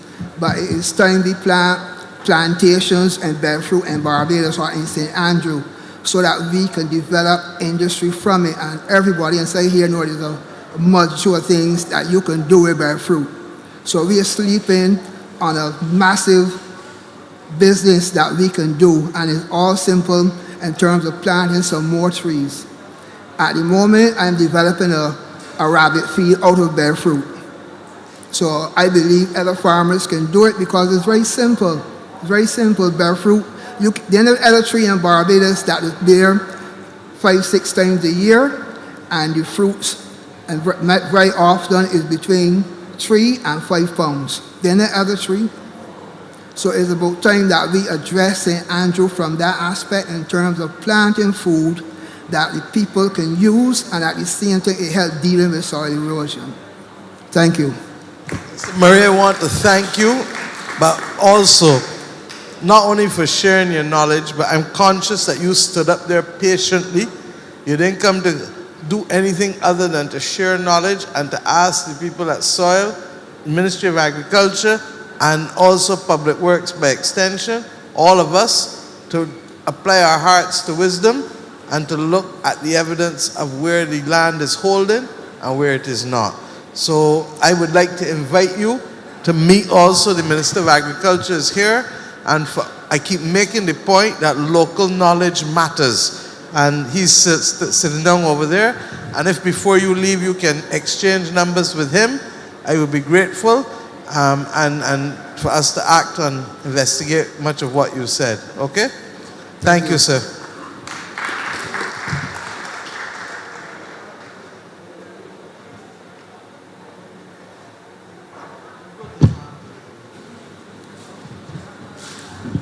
Good night, everyone. Yes, sir. Good night to the panel. My name is Desmond Ward, and I live on the East Coast Road. Everybody talk about agriculture. I know we talk about other things, but tonight I want to talk a little about ecotourism and things to help to bring back in live activities and even economic activities in St. Andrew. All right, we're well aware that St. Andrew is a part of the national park. I heard you said earlier that St. Andrew is one of the most beautiful parishes in Ireland, which we all agree. But I also want to know it's being neglected. The thing about it is that even if you look at the rivers can also bring economic activities in terms of ecotourism. The rivers of St. Andrew have been neglected, not only bridges of being clean for years. One, I guess I agree that they never had any equipment, but now the soil/MTW will have equipment. And I'm hoping now that we will have an annual cleanup of the rivers before the hurricane season. If you look at the East Coast, for example, the debris comes, St. Andrew East Coast is the last artery to the catchment area of the water comes from all over St. Andrew to head to Long Pond. Being at the East Coast Bridge is so narrow in terms of the culverts. When the trees come down, it turns sideways and block the road. But what we would like to do is that on an annual basis before hurricane season, if we can get all the rivers, not only bridges, rivers clean, so that the trees, the old trees, what able to break down, come down to block the East Coast Road. That's one. Two, I want to know what is the government's plan for Belle Plaine area/Long Pond. The area of Long Pond. The Ministry of Agriculture is now looking at it, and in early discussions, they're about to go and talk to the property owners to see whether there's an interest for them to become involved in aquaculture. So it is too early for us to say, because only today, where's Mr. Innes? He's gone? He's gone? So the Chief Agricultural Officer can tell you that they will be talking to the owners in the area, because we've been advised that there's a lot of potential there, and it is up to the owners to decide if this is an area of activity they want to go in. If it is, it's probably better off for us to form a central company and give everyone shares and to work and see how we can do it. If that doesn't work, then we can look at other things to do with it. But those are one of the options that's been put on the table. Okay? All right, my pet peeve now. We have an area of the ruins of the train line on the East Coast Road. Yes, it is very, very need of urgent repairs because of the neglect. I'm begging the government, this administration, assist us, the St. Andrew Independence Committee, along with other private persons in the area, to have that area cleaned up, because it's a very fantastic tourist attraction, and it can always also bring revenue for young people, young entrepreneurs in St. Andrew. You'll be able to sell the grapes, the fat porks, the cashews, all those stuff in that area. So we just need to help to get that area spruce up, beautify, so that we can get a nice ecotourism in that area. Thank you. Thank you, Mr. Ward. Well, you know the process has started. We've been working together for a number of months now to beautify that area, the old train line. We've started the cleanup. We've started the cleanup of the river and the water course on both sides of the road. That has started. So everything you just described there, you just mentioned, we have already started the process. And we have brought on the BTMI. They toured the area with us. You were there, and we spoke about having that area turn into some kind of park and those ruins preserved. Because yes, there may be still aspects of the old train line in other parishes, but I think that where that one is located makes it perfect as a tourist attraction.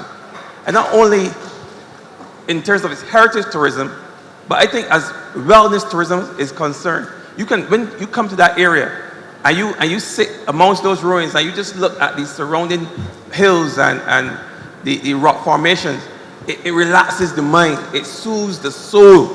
Like I have been there with you on numerous occasions.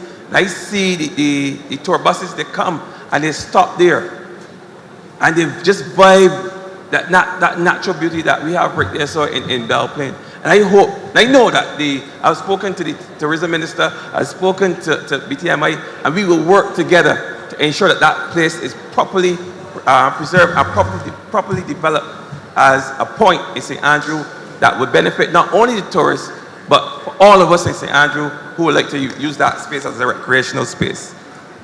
So that's something you can look forward to. And that's just part of, and let me just wind down, because I don't want to come here and don't speak about the mega project that is the Walkers Reserve. We have a wonderful, just excuse the PM, she's just stepping away. She'll be back shortly. We have a wonderful project right here in our backyards, and a lot of people in St. Andrew do not know about it as yet. We have agro-tourism, we have ecotourism, we have a facility that speaks to climate change. All of that happening right here in St. Andrew. Aquaculture, everything. And that is one of the areas where I believe we can start the groundwork in building out our ecotourism product. We cannot talk about ecotourism in St. Andrew without talking about the Walkers Reserve. And I can speak with passion about that facility because I know the gentleman who owns and operates it. I know he's a friend of St. Andrew and has supported all aspects of St. Andrew life. And as far as employment, I know the question was raised earlier about creating employment for St. Andrew. And yes, the government would do their part, but yes, the private sector will also have a part to play. And I think Mr. McNeil has been playing a part in employing St. Andrew people for years. And for what I'm told, when that project is fully developed, that project can employ up to 100 persons, most of whom will come from right here in St. Andrew. But I just want persons to take advantage, St. Andrew people, take advantage of what is right here in your back door right now. Go down to Walkers Reserve, see it for yourselves, see some of the work that's being done down there, see some of the sites, get some education, some awareness in sustainable living. These are the things that we can build on and we can package, as I said earlier, and sell to the rest of Barbados. There's no place else in Barbados, there's no place else in the Caribbean that can produce what we have down there at Walkers Reserve. And as we transition from the sand quarry to ecotourism site, we can see how that would benefit this entire community. So we have started and we will continue. And I know the Prime Minister have mentioned earlier the Isolation Cricket Ground. Most iconic cricket ground in all of Barbados, second to none. And I believe that also has tremendous potential in terms of a tourism product, a product that could generate funds, a revenue for this community. That's why I'm going to, as I said, speak to the BTMI, speak to the Barbados Cricket Association, speak to Mr. Cummins, speak to whoever I have to speak to ensure that there's some kind of tournament that will emanate from that facility. I don't see why every cricket team that comes to Barbados, whether it be regional or international, should come to Isolation Cavaliers cricket ground and play cricket there. In fact, for years I've been seeing touring teams come there. But we need to structure something right here in St. Andrew that will encourage teams from right across the Caribbean, right across the cricketing world, to come to Barbados, to come to St. Andrew, and to play cricket here. And I'm sure that will augur well for the entire St. Andrew community. But those are just some of the things that we have to offer. And yes, we continue to offer. That's what we do. We give to Barbados. We give them sand, and now we're going to give them recreational facilities that are second to none. We are well poised for hiking. We have the best biking routes and trails and all such like. We have them right here in St. Andrew. We have the best views. If you go to Cherry Tree Hill, yes, it leads into St. Peter, but the majority of it is still in St. Andrew. You can have the most beautiful view of the East Coast, anywhere to be found in Barbados. And that is what St. Andrew is all about. St. Andrew life, St. Andrew terrain, St. Andrew geography is unique and second to none anywhere. So I want all those persons who have already started the process of beautifying St. Andrew, those persons who have started the process of bringing awareness to what we have in St. Andrew. And I want to just to harken back quickly to our crab night, because this is something that we have given to Barbados that I believe that we can scale up and we can build out a festival right here in Belle Plaine that would rival the Oystins Festival in Christchurch. We need that kind of facility. We need that, something like that in the north of Barbados, and there's no place better than Belle Plaine for a festival. And we already have all the raw material. We already have the skill set. We already have the people. And we already have, all we need is the will to build it out and create it so that it will benefit St. Andrew. St. Andrew is, I said this is our season. I said that last year when we opened the outpatient clinic. This is our season, and good things come to those who wait. We've been waiting for a long time, and now we want to see the good things, but we have to make those good things, because those good things will emanate from us, and I want a lot of these things to be organic. They already are organic, but it's up to us to build it out. So I know that the hour is late, and some of you are at this stage where you're looking to go home. I don't want to end the event before Prime Minister returns, but I think I've said enough as it relates to what we are willing to do here in St. Andrew. We are a unique parish. We are a unique group of people in Barbados. And I would say that to anyone. I've come down here and I've experienced what a life that I believe that can be branded. But it's up to us to build it out. Yes, sir. Good night, everyone. My name is Timothy Maynard, PS in the Ministry of Housing, Lands and Maintenance. Before you close, Timothy Maynard? Oh, sorry about that. Timothy Maynard, Ministry of Housing, Lands and Maintenance. Just wanted to give a quick update on the post office. It's my ministry that's responsible for building and repairing that post office. We've already done extensive work on that post office, and I can give the assurance here that we should complete those works within the next 8 weeks. Thank you very much.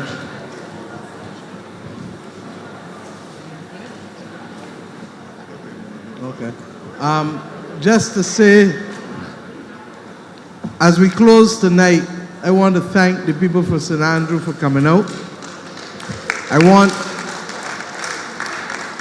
want to give you the assurance, believe you me, that we've heard you. But even before we've heard you, we started the process. That is why when others said don't build back an outpatient clinic in St. Andrew, we ignored and built it back. That is why we've insisted that St. Andrew has to be integrated into the ecotourism product and heritage tourism product of Barbados. And in fact, the Minister of Tourism, and I'm sure Rommel spoke to it with the old railway project. We heard about the Bordens project earlier. You heard about the Isolation Cricket Ground project. You know about the crab limes, that the crab nights that Rommel and them have been doing, and that they want to include others across the country. You've heard that water has returned to White Hill. You've heard that we are working on stabilizing and getting the program going, and Santa can report to you. We haven't come to St. Andrew promising a road rehabilitation program. We have come to St. Andrew tonight with a $230 million road rehabilitation program for the Scotland District having started. This government is intent on ensuring that there's fairness and equity across all parishes in this country. But we cannot do what was done in 40, 50 years in 1 year. And I'm not going to fool anybody. I feel your frustration. We're going to work with you. the public education and the public sensitization program that has to take place as to what can be permitted with the soil structures that St. Andrew has is going to be critical. And for too long, we have just allowed people to go ahead.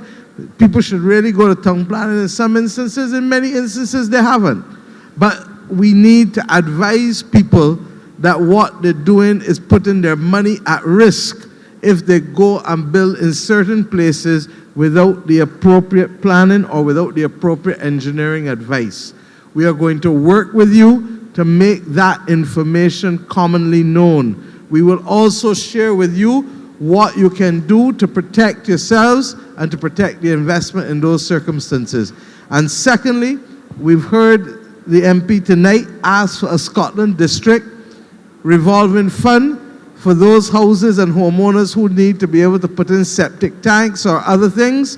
And I give you the assurance that I will work with the Attorney General and the Ministry of Finance to see how quickly we can put that kind of revolving fund in place that will allow people, one, to buy water tanks, and two, to be able to deal with septic tanks, so to deal with water and wastewater access. And through the Water Authority in a special fund, or we use another mechanism, depends on the advice that the technicians give us when we go back. So my friends, I know that we've come out and that you have engaged. In fact, this is the latest one we've had in the series, but it is clear that we needed to listen to people and to engage with people, and we've done that tonight. And I look forward to continuing to work with you and your Member of Parliament, as well as all of the officials. The soil conservation people know I have a special interest at Haggett's, and I intend to make sure that that is done and taken care of in a way that benefits the people of St. Andrew, and the shade farming and the agricultural activity that Rommel has asked for, we will also seek to deliver. So good night, God bless, and let us work together to make St. Andrew better and stronger and capable of seeing more people wanting to live back in the parish of their birth or to come and join the people of St. Andrew in a beautiful parish in the country. Thank you and God bless. And thank you to the public officials who have stayed late as well. We don't take it for granted. Thank you very much, all of you.